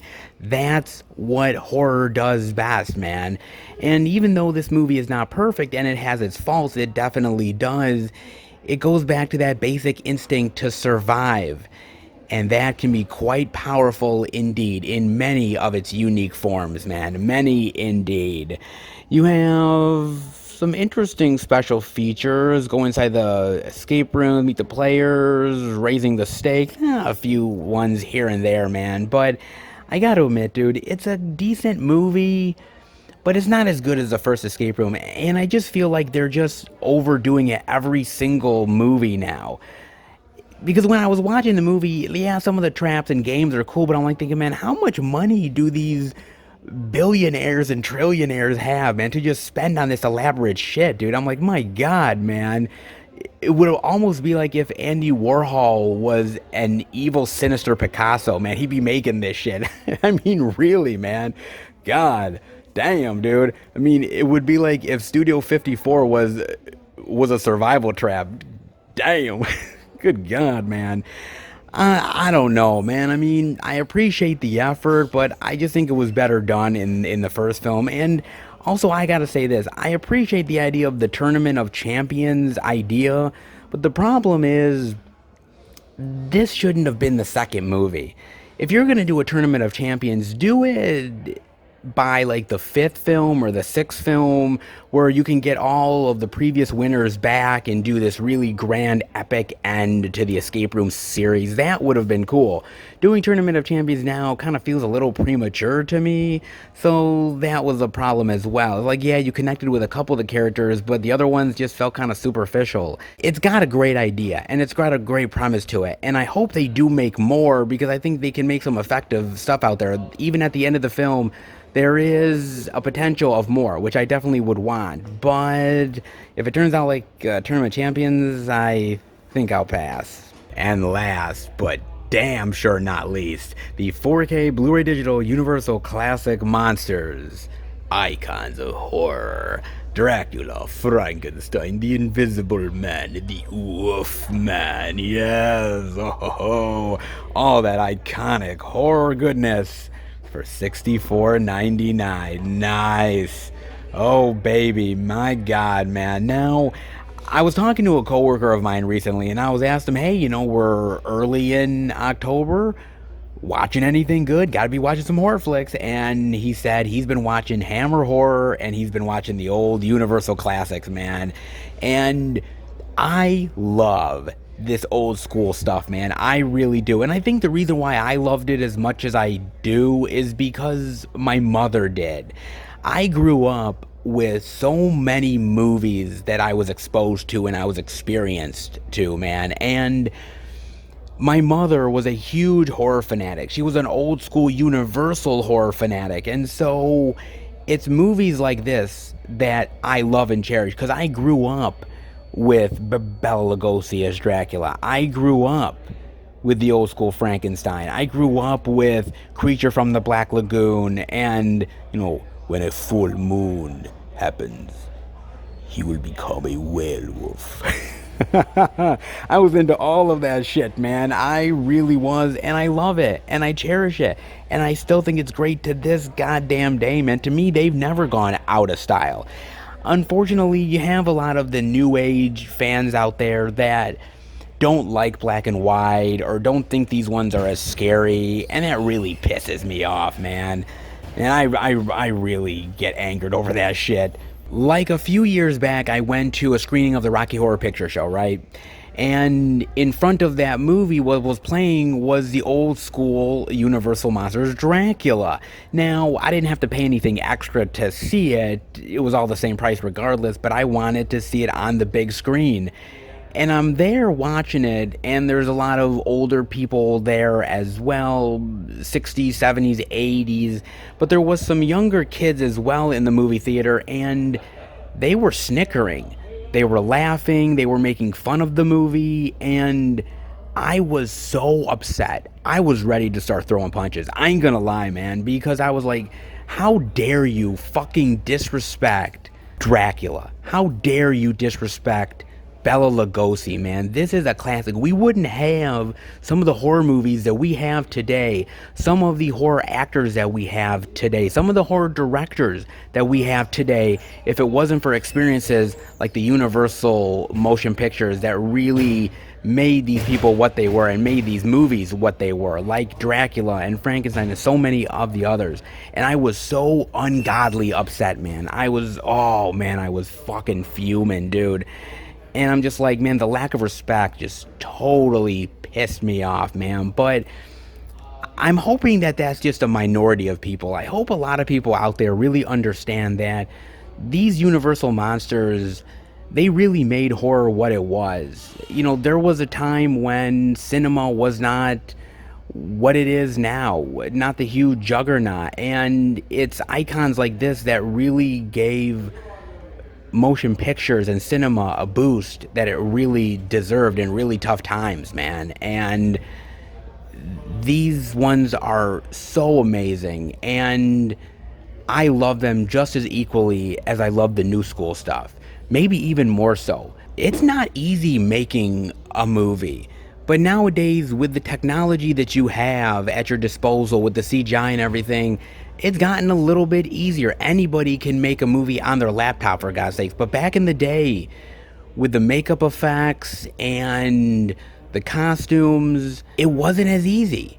And you didn't have a lot of time to make these movies or really perfect them. And the fact that they came out as classic as they did is a real effort by everyone involved, man. And that does not go past me, not even in the slightest, man. It really doesn't.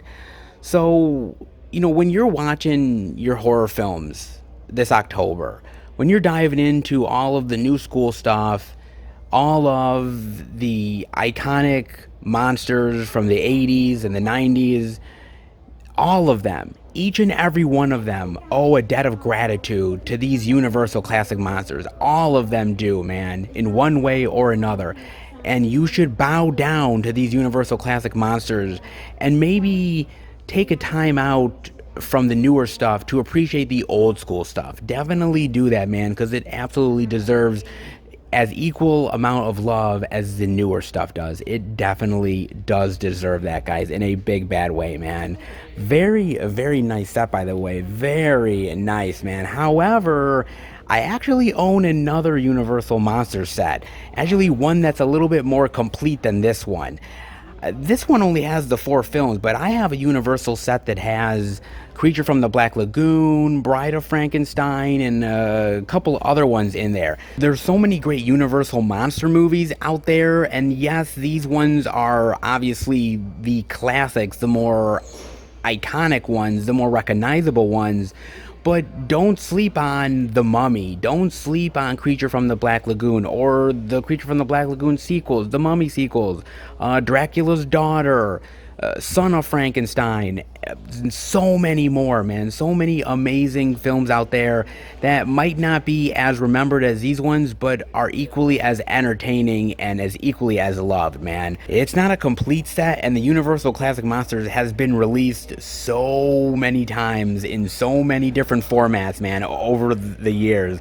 And I've had a few in my day, man. I definitely have. But if you're just starting out with your Universal Classic Monster love, this is a pretty good place to start. Not bad at all. Not bad indeed, baby. For $64.99, pretty damn good, dare I say, man. Not bad at all. And not bad for a little bit of physical media love this week. Not as much as I was hoping for. I mean, mind you, I was really hoping to see those Halloween 4Ks, man, but I had a feeling they were going to sell pretty good. Maybe next week they could get more in.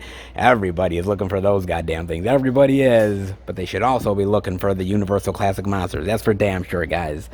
Not bad overall this week as far as the physical media here at The Beast. Not bad at all. Let's head out. Well, Best Buy didn't exactly do half bad this week. Not bad at all, with a little bit of Steelbook love, new release love, oh, Universal Monsters love. Yes, indeed, baby. They had some good stuff this week overall. Yeah, there's a couple things missing. I was really hoping for that goddamn Halloween 4K love. I really was, but I know it's really popular right now, and keeping that in stock is pretty damn difficult. So I get it. I understand it. Hopefully soon I get to experience some Michael Myers in 4K, baby. Let's hope indeed that I do, man. But Best Buy definitely supplied the love this week, and as we are in October, I mean, this is one hell of a month. Not only for physical media, but for horror. So eat that shit up, baby. Eat it for goddamn breakfast, man. Every goddamn day, man. Indeed. Please do that, baby. Indeed, it is well worth all the calories. Oh, yes. As is all that physical media love as well, guys. And it looks like Best Buy is also planning on selling a shitload of TVs, guys. Holy shit, man. Look at this. Wow. My God, man. I think they're getting ready for the fall in a big bad way, man. With all of the TVs, how they even moved over the physical media a little bit to the side just to get all of that TV goodness in there. Oh yeah, they're getting ready for those Black Friday deals. Indeed they are. Very, very damn soon. But in the meantime, hey, we're not there yet, man. But slowly but surely, indeed, man. But hey, we're still in physical media October horror goodness mode, and I think Best Buy definitely did their due diligence for the most part. I hope you agree, man. Not bad at all. Let's head home and finish the video. Alright, everybody, that'll do it for the Blu-ray and DVD out and about video this weekend. Man, it turned into a real topsy-turvy experience at the stores this week. At least in my area it did, guys. I mean, Walmart had zippity doodah. Well, they did have a little Jason Voorhees love, but outside of that, really nothing else. Okay, fine, whatever. I mean, Target had a boatload of stuff, which was always great to see. Target is always killing it. The second Walmart had Jack Squad. Man, they've been a little off and on. Sometimes we've seen some great stuff, and other times we've seen literally nothing at all. So, hopefully next week we'll see more love from them. And then Best Buy had a decent amount as well. So, where one store succeeds, another store, wah. Yeah, guys, pretty much, man. But we still got to see a decent amount of media regardless, so that's always a pleasant experience. And hey, look, we did see a lot of the new releases out there in the world, so can't quite complain, can't quite indeed. However, let's hope some of those stores step it up, baby. We are in great physical media mode here. We need the stores to step it up big time every single week. I know you guys agree with me. I know you guys do indeed. Hope you guys picked up something good, though. There is some good stuff out there this week. Hope you did. Definitely let me know. As far as I'm concerned, okay, so I want to address this right off the bat. I did not get the American Psycho Steelbook. I know some of you guys are like, you didn't get the American Psycho Steelbook? Hold on. Let me explain. So, I pre-ordered it on BestBuy.com. I pre-ordered it because I didn't think it was going to be in the stores, to be fair. I didn't. Or if it was going to be in the stores, it was going to sell out quick. Right? And so, I'm at Best Buy. I don't pick up any of those steelbooks. Hey, they're there. I know one's coming my way, right? Don't need them. I come home. I have a package waiting for me. And guess what it is? It's the 4K steelbook of American Psycho. I am pumped. I'm like, yes! God damn it, dude. So what happened was, I open it. The discs are rattling inside. They are literally rattling, man. They are loose as a motherfucker. They're rattling. Not only that, I'm actually looking at the steelbook itself. I have it still wrapped up, and it's damaged. The cover of it is chipped away. Some of the pieces are chipped off. I'm looking and seeing like dents that are in it. I'm like, oh my god, this thing's a wreck. It's a mess. So then what I do is that I immediately drive back to Best Buy, right? I drive back because I'm like, oh my god, if I could get a steelbook still at there, then I can do that and I can bring that one back. Well, guess what happened, guys? I went back to Best Buy. They were gone. They were all gone. And I'm like, my worst nightmare has been realized. I'm like, oh shit. So yeah, I returned the steelbook to the Best Buy and got my money back. And I'm now having to figure out when to get the American Psycho Steelbook, man. I'll try to either reorder it online when I can, or maybe Best Buy will get more in stock. Oh, man, that... Seriously. I pray to the physical media gods all the time. Oh, maybe I don't pray enough. Maybe. Damn, dude. Ah. I was so hyped and to fall so hard. Oh Lord. I will get it though, guys. I will. I definitely want it. It looks so sweet. I want it in a big bad way, guys. I really do. So trust me, I will get it. One of these damn weeks I will get it, guys. But goddamn BestBuy.com. You failed me. You failed me. Oh,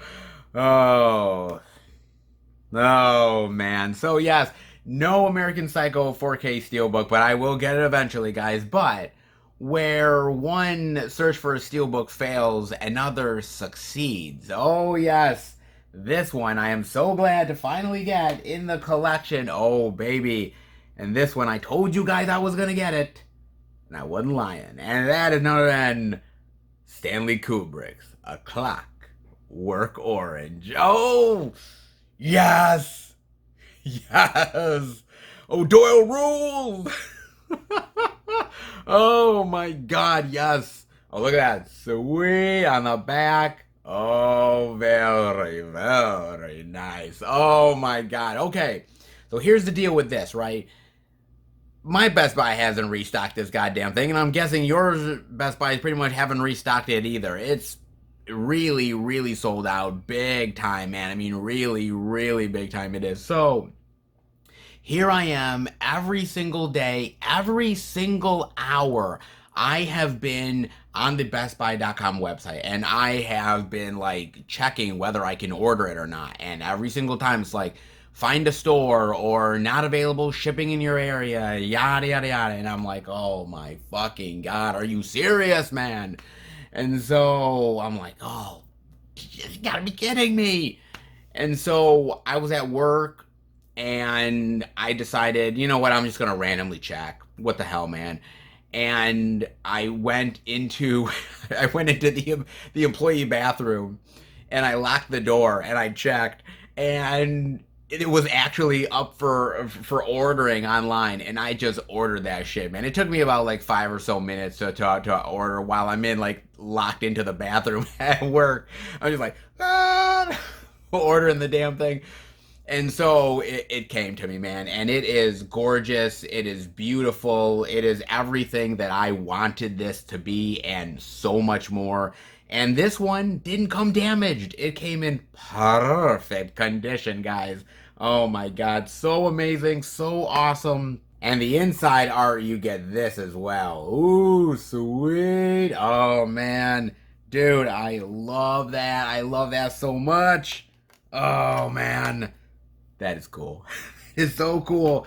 Oh Lord, do you guys realize that I have actually never owned A Clockwork Orange on any editions ever? I've never owned it on VHS, various DVD editions, other Blu-ray ones, never at all. So this is the one that I now own, and I am so beyond happy to finally own this, man. This movie is amazing. It's so crazy of an experience of a movie, but it's so powerful and incredibly entertaining. The performances are on fire here, and Stanley Kubrick, his direction is flawless. It is amazing of a film, man. I mean, anybody who calls themselves a movie lover, anybody who is a huge fan of film, this is something you have to experience. You have to watch at least once. You have to, man, within your life. Such an amazing movie, and finally having the collection and the Best Buy Steelbook, oh baby, I will definitely take all that Clockwork Orange love. Oh, indeed I will, man. Ah, so amazing, so awesome. Damn, man. Damn glad I finally got this.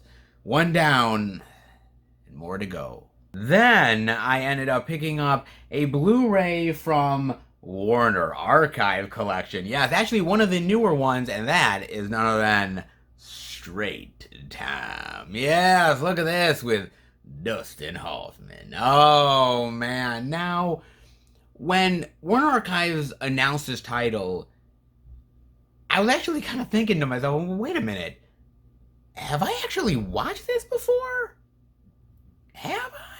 I was kind of not sure whether I've watched it before or not. And I was like, maybe, kind of, sort of. I wasn't really 100%. And then I looked at the trailer and I'm like, oh, yeah. Okay, no, I have not seen this one before. But I read a lot of stuff online. A lot of people really love this movie. They think it's a really fantastic performance by Dustin Hoffman. And by the way, Dustin Hoffman is an amazing actor, man. So that guy, when he puts his mind to it, when he really pushes himself as an actor, he does amazing things, man. And so I heard this was really, really good. Definitely wanted to pick it up. And basically, from what I know, it's just about this guy who's been behind bars for a really long time, finally gets out, an ex-con, and he wants to make his life better, right? He wants to get a regular job and, live in a decent area, maybe find a girl to settle down with, and yeah, it's anything but, man. I mean, this guy just goes back to his old ways, and it's the chaos and the craziness and the killing and just the insanity that happens with him and how he just goes back down the rabbit hole of crime. And I've heard, like I said, just phenomenal things about this movie, from the acting to the story. The fact that this actually says that Hoffman apprenticed himself to Edward Bunker, the ex-con whose book No Be So Fierce inspired the movie. The result, intensely real and superbly acted. And also, what a crazy ensemble. Harry Dean Stanton, Gary Busey, Emmett Walsh, Kathy Bates is in this. This is something that's right down my alley, man. I love a good drama thriller movie. I really do, man. And I'm just such a huge fan of Dustin Hoffman as an actor, man. I mean, whether it's obviously Tootsie and Rain Man and so many other ones that he's done over the years, Midnight Cowboy, you name it. I love him, and he can play so many different types of roles. He's never tied down to just one thing, and he really is an actor's actor, man. And when he puts his mind to it, as I said, he can do amazing things, and I heard wonderful stuff about this. So I'm going to give this one a go, man. I love Warner Archives. I love them putting out things that are out of the ordinary that you wouldn't think would get a Blu-ray release, but I'm glad they're actually coming out on Blu-ray. They're glad that they're actually seeing the light of day more. And movies like this, especially with a great performance by Dustin Hoffman, definitely needs to be experienced. So I'm going to definitely give this one a go, guys. So I got that. Last. But certainly not least. And oh my God, talk about back in the VHS days, how much I loved the shit out of this movie, man. And the fact that it got a release by Paramount, that is so cool. Man, take one off the bucket list, baby. Now that I got it, and that is Necessary Roughness. Oh, man, god damn it. Necessary motherfucking Roughness. Woo! Damn. This is a blast from the goddamn pass, guys. Holy cow. Okay, so anytime, if you've noticed, when I talk about football movies, I'm always bringing up Necessary Roughness. Why?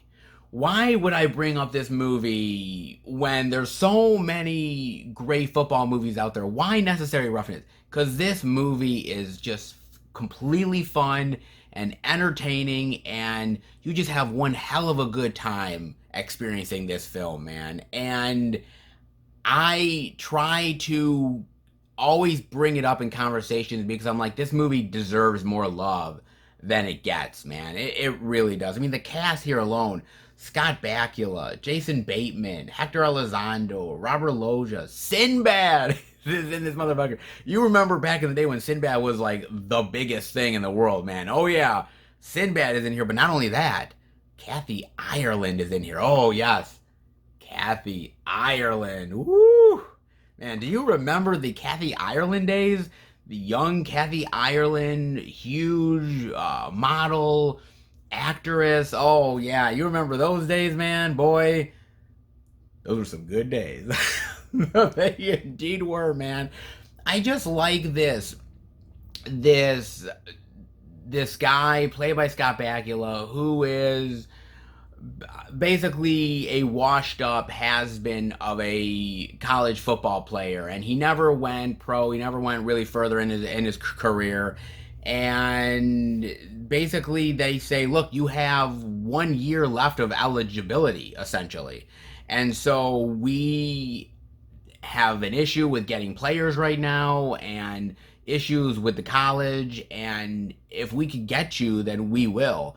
And so there we go, man. So this ragtag group of misfits is going to play football together.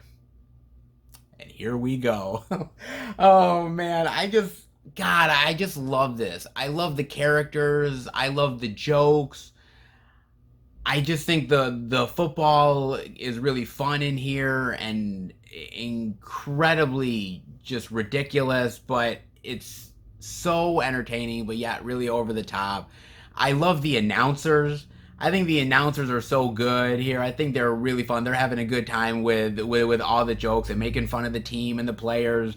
I love this stuff. If you like a movie like The Replacements, then you're gonna like something like this, guys. You easily are. It's so beyond good, man. And I love the shit out of this, man. I wish they would make more movies like this.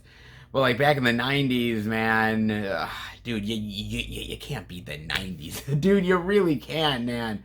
Oh, 1991. So the early years of the 90s at that, man. Oh, damn. God, so good. Man, they just don't make movies like Necessary Roughness anymore, and they should. Oh, so goddamn good, man. The biggest bunch of losers to ever become winners. Ah, indeed, man. There was something about like this ragtag group of oddities coming together. You know, as somebody when I was young, I was somebody that wasn't really big into sports and wasn't really playing much sports, and I wasn't really that athletic. It was always kind of cool to watch movies like this or Little Giants, movies that sort of, you know, made it fun to think that you could be more than what you actually are. That you could achieve more. And it was always kind of fun, man. And that's what I've always appreciated about movies like Necessary Roughness. Yeah, it's fun and it's entertaining and you have a great time watching it, but it's more of just the fact of like, you know, fantasizing that, you know, yes, I'm not the most athletic guy in the world. I'm not the guy that people are going to pick on their team, but, you know, just because you're the odd man out doesn't mean that you still can't do great things. And I love movies like this, man. I really honestly do, dude. God, dude, I never thought this movie would ever see the light of day on a Blu-ray ever. So the fact that this got it, man, thank the physical media gods, baby. Thank you. They don't always come through for me, but most of the time they do. And Necessary Roughness, my God, man. This has been a bucket list item for a really long time, man. Scratch that off. But it's a really high list, man. There's a lot of movies on it. But taking one off the list, Not bad. Not bad at all, baby. Oh, man. Please watch Necessary Roughness. It's just so damn fun, dude. Seriously. And oh, not a lot of physical media love this week. But let me tell you something, though. These three are definitely worth all the movie love in the world. And before I let you guys go, I have a very interesting article to talk to you guys about. Depends on how you look at it. Could be good, could be bad. Let's dive in. More than half of US adults would rather pay to stream new releases at home than go to the theater. Let's dive in, shall we? The return to movie theaters is a slow and ongoing process, don't we all know it?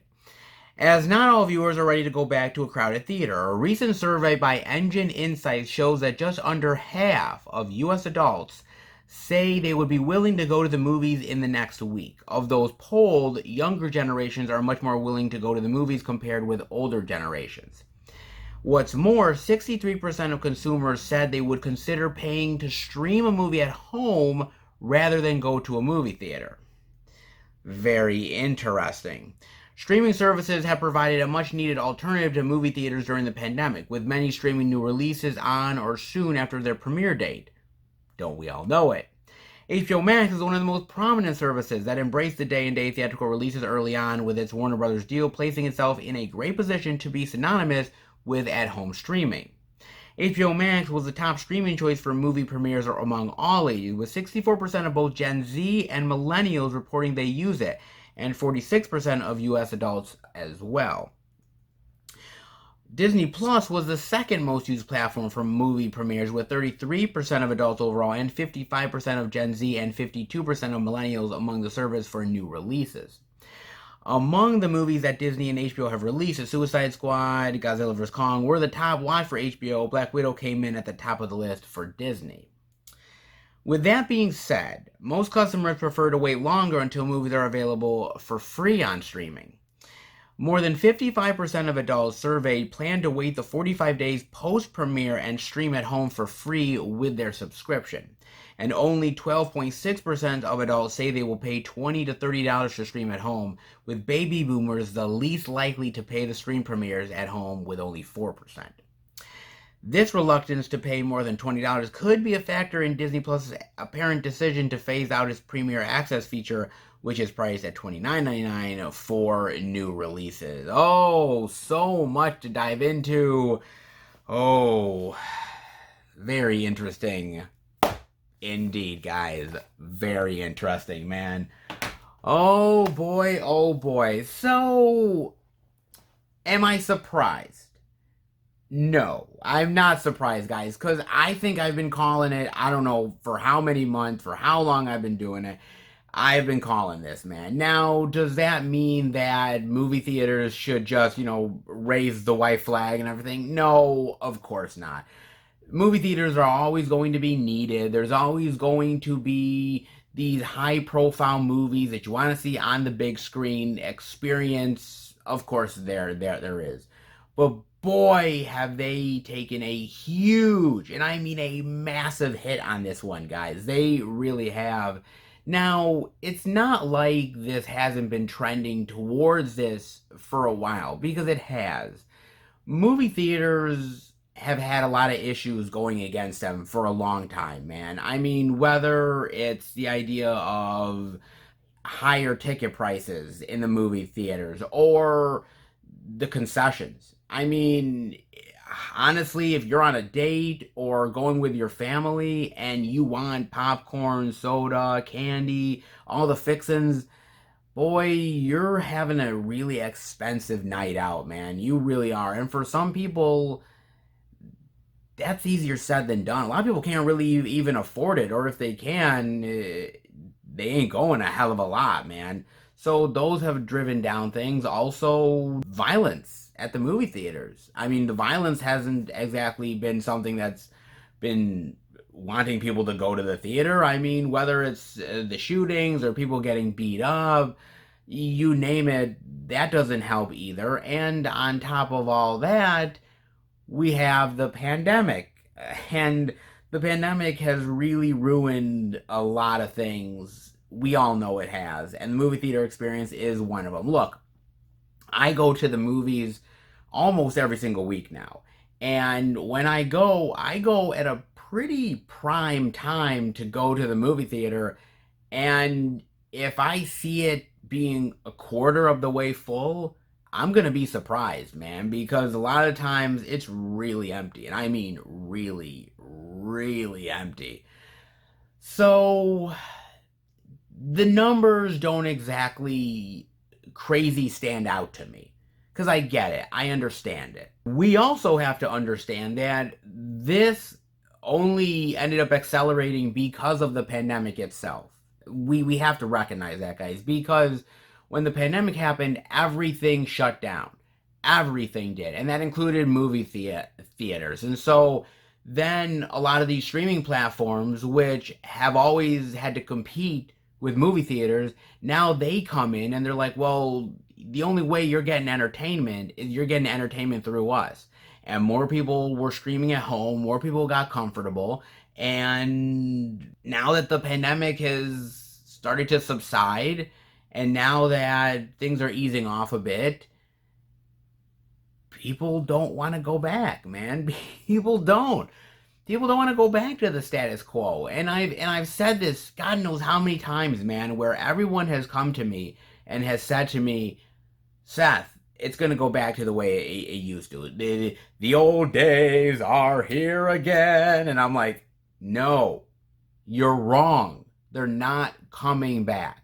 Maybe in a little bit of ways here and a little bit of ways there, but as far as movie theaters are concerned, man, a lot of these companies and studios, they have to deal with the fact that they created this monster. I mean, think about it. They created the streaming because they wanted to get more money. And they always knew that movie theaters were king.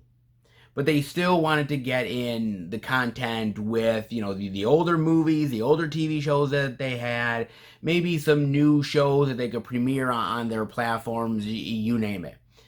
But I don't think they ever, and I mean ever, realized what this was going to be. And so now streaming has almost equaled what you could see in a movie theater. And so now the real question is, how do studios and how do companies, how do they balance it? I mean, think about this. How do they go about balancing keeping movie theaters happy, but yet still getting the money from the subscribers and, having the best of both worlds? It's not easy to do. And I think a lot of these studios and these companies right now, they're trying to figure that out as we speak. They're trying to ride the bike and try to get off the training wheels at the same time. And I don't know if it's 100% successful yet. You know what I mean? I mean, Disney Plus decided, hey, we're going to do the Premier Access, right? We're going to do the $29.99 and go with that. Okay, it's been somewhat successful. Somewhat. But then, of course, movie theaters have been coming back, and so most people don't want to pay those high prices on Disney Plus, and so now they're having to ride a line of maybe we just get rid of it, since not many people are really taking the bait like they were early on with Black Widow and Mulan, etc., right? Okay, fine. You also have HBO Max. HBO Max has said, well, look, this pandemic is a problem. Obviously, not many people are going to the movie theaters. So now we have to premiere on HBO Max and get the subscriptions, which means that we get more money from people. They can still enjoy the new releases we put out. And if they want to go to a theater, sure. Now movie theaters are starting to come back a little bit. People are going a little bit more. Oh, well, I don't know if we should want to keep this going. I mean, don't we want to promote movie theaters? Yeah, but we also have a streaming platform. And if we get rid of all of that stuff, what are they going to watch on HBO Max? Oh, we never thought of that one. Just let's keep on doing the damn thing. And so they just decided to keep it going. Now, movie theaters are in a real pickle right now. They are in a huge, huge pickle because movie theaters used to go to the studios and they used to say, hey, this is what we want. If you don't give us what we want, we're not going to show your movie, or we're going to put fewer theaters towards that film, and that way you're not going to get as much revenue, and we have a little cloud over you. That's now all gone. So where do movie theaters go? Movie theaters have to work with studios who already have these platforms that can put their movies out. And so now the movie theaters just have to be like, well, uh, please, sir, may I have some more? I mean, they literally have to be Oliver, for fuck's sake, man. I mean, they literally have to. It's it's crazy where things have gone now, man. And you also have to understand that nowadays, with technology and the way the world works now, we are so clued into ourselves at home.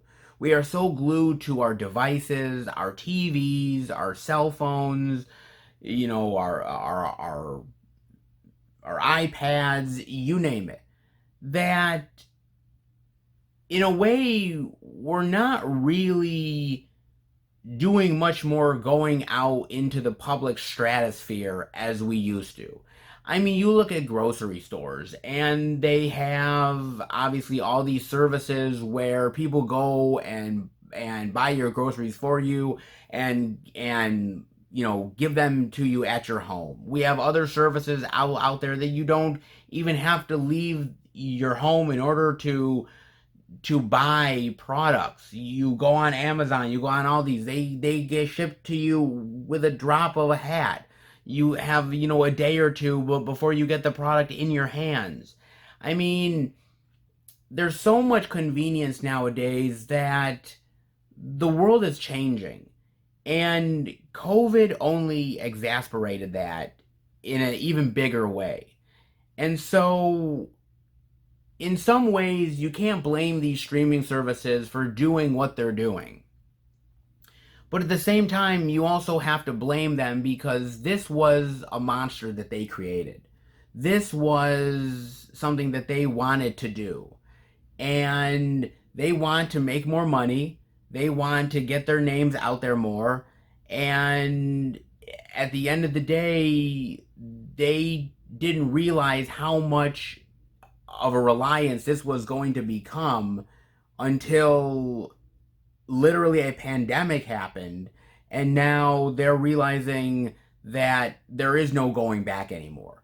You cannot anymore say to all of these people out there across the globe, you cannot say to all of them, well, sorry, we're gonna, like, you know, Disney Plus is gonna go, Netflix is gonna go, Hulu's gonna go, you know, Paramount Plus is gonna go, you know, Peacock, bye. You know, they're just gonna leave. Hey, it's been fun. They're not gonna do that, guys.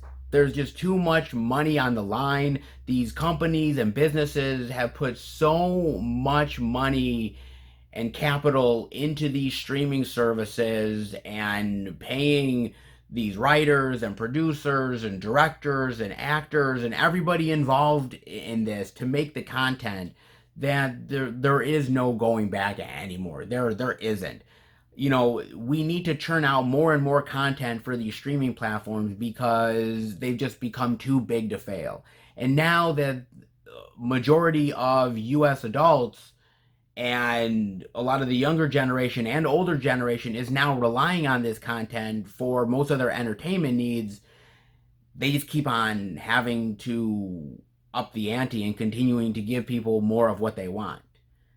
And it's not going to stop anytime soon, man. I'm not saying movie theaters are going to go the way of the dinosaur, but I think the theatrical experience is going to become it's going to become much more of a movie lover, a movie fan, a movie aficionado experience more than anything else. I think that's where it's going within this next maybe 10, 20 years, somewhere around there, man. But again, when you make a deal with the devil, when you end up relying on these streaming platforms like a lot of us are going to do, you also have to realize that it's not exactly going to be easy times for us as consumers either, because they're going to raise the prices.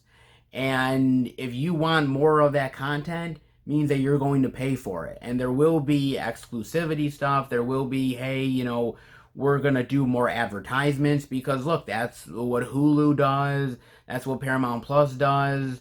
Again, these businesses, companies, studios need more revenue. So, of course, if you're going to pay an extra premium for something, you're going to do it either with commercials or without commercials. There's so much stuff that these studios still need to work out. And it's not exactly a perfect science right now because the studios and companies don't even know what the science is yet to make it perfect. Netflix has it down pretty well, but again, that was the old school days when they had all the content in the world. Now they're fighting with so many other streamers out there that they're even refiguring the way that they look at things. So there is no perfect equation here to how to make it perfect for the consumer. How do you make it perfect for the consumers, yet still work with the studios to make the theatrical experience worth it, but not forget the fact that we're now getting so used to being at home that you still have to supply people with everything that they want as well. It's a conundrum. It's a big, big conundrum, and there's no easy solution on anything. I just don't know where it all ends up at the end of the day. I don't know how it's all going to shake out. I mean, you guys got to let me know on this, man. What do you think? Do you think that this is going to continue to trend towards more streaming? Do you think that this is going to trend to more digital? And the fact that we're going to see more movie releases just on these streaming sites? Do you think that the day and date streaming and theatrical is working? Do you think that studios should just scrap the whole thing with digital and just stay with movie theaters? There is no one fix-all for everything. But as I showed you in the article, the idea that most of the U.S. adults, most of these generations now are depending their entertainment on digital, on these streaming sites, their movies, their TV shows, you name it. And so now movie theaters have to figure out how does that all work at the end of the day. I don't know, man. I don't know where the easy fix are. I don't know where the compromise is. Either way, somebody's going to have to get screwed over. Either way, somebody's going to have to be on the short end of the stick. Who is it going to be at the end of the day? How does this all work out? I don't know, but God damn, is it fascinating. It really is, guys. You guys gotta let me know what your opinion on that. You truly, truly do, man. But in the meantime, I hope you guys enjoyed this video. If you did, definitely give it the thumbs up. If you're new to the channel, welcome. Check out the other Blu-ray and DVD out and about videos I do every single week. Movie hunting like Dollar Tree hunts, theatrical movie reviews, live streams, and much, much more. If you are a lover of movies and physical media, hit subscribe, become part of the Film Fan Nation. I want to thank my really wonderful subscribers. You guys go out of your way to really prop me up, watch all of the videos, give me great feedback and comments, and I truly, truly appreciate it, man. Thank you so much for the support you give me. So if you haven't subscribed yet, definitely do that. Also hit that notification bell so you'll be notified every single time that I make a video. And keep up to date with everything I'm doing through Instagram, Twitter, and Facebook. FilmFan108, keep up to date with everything I'm doing, plus special pictures and videos I do from time to time on social media as well. And before I let you guys go, if you want to send the channel any movie-related goodness, physical media, care packages, posters, you name it, you can do it. The P.O. Box is in the description below. You guys have went out of your way to say, hey, Seth, we want to send you some really cool stuff. Things that we think you'd like, or just to show our appreciation. And I've gotten so many really wonderful packages from you guys, things that I thought I'd never get in a million years, and you guys have blown me away. So thank you so much, and I cannot wait to see where the P.O. Box adventures take me next. I cannot wait, guys. I cannot wait for what comes my way. But in the meantime, I hope you guys enjoyed this video, and I will be back next time for a brand new out and about experience. Take care, everybody, and remember, Happy hunting.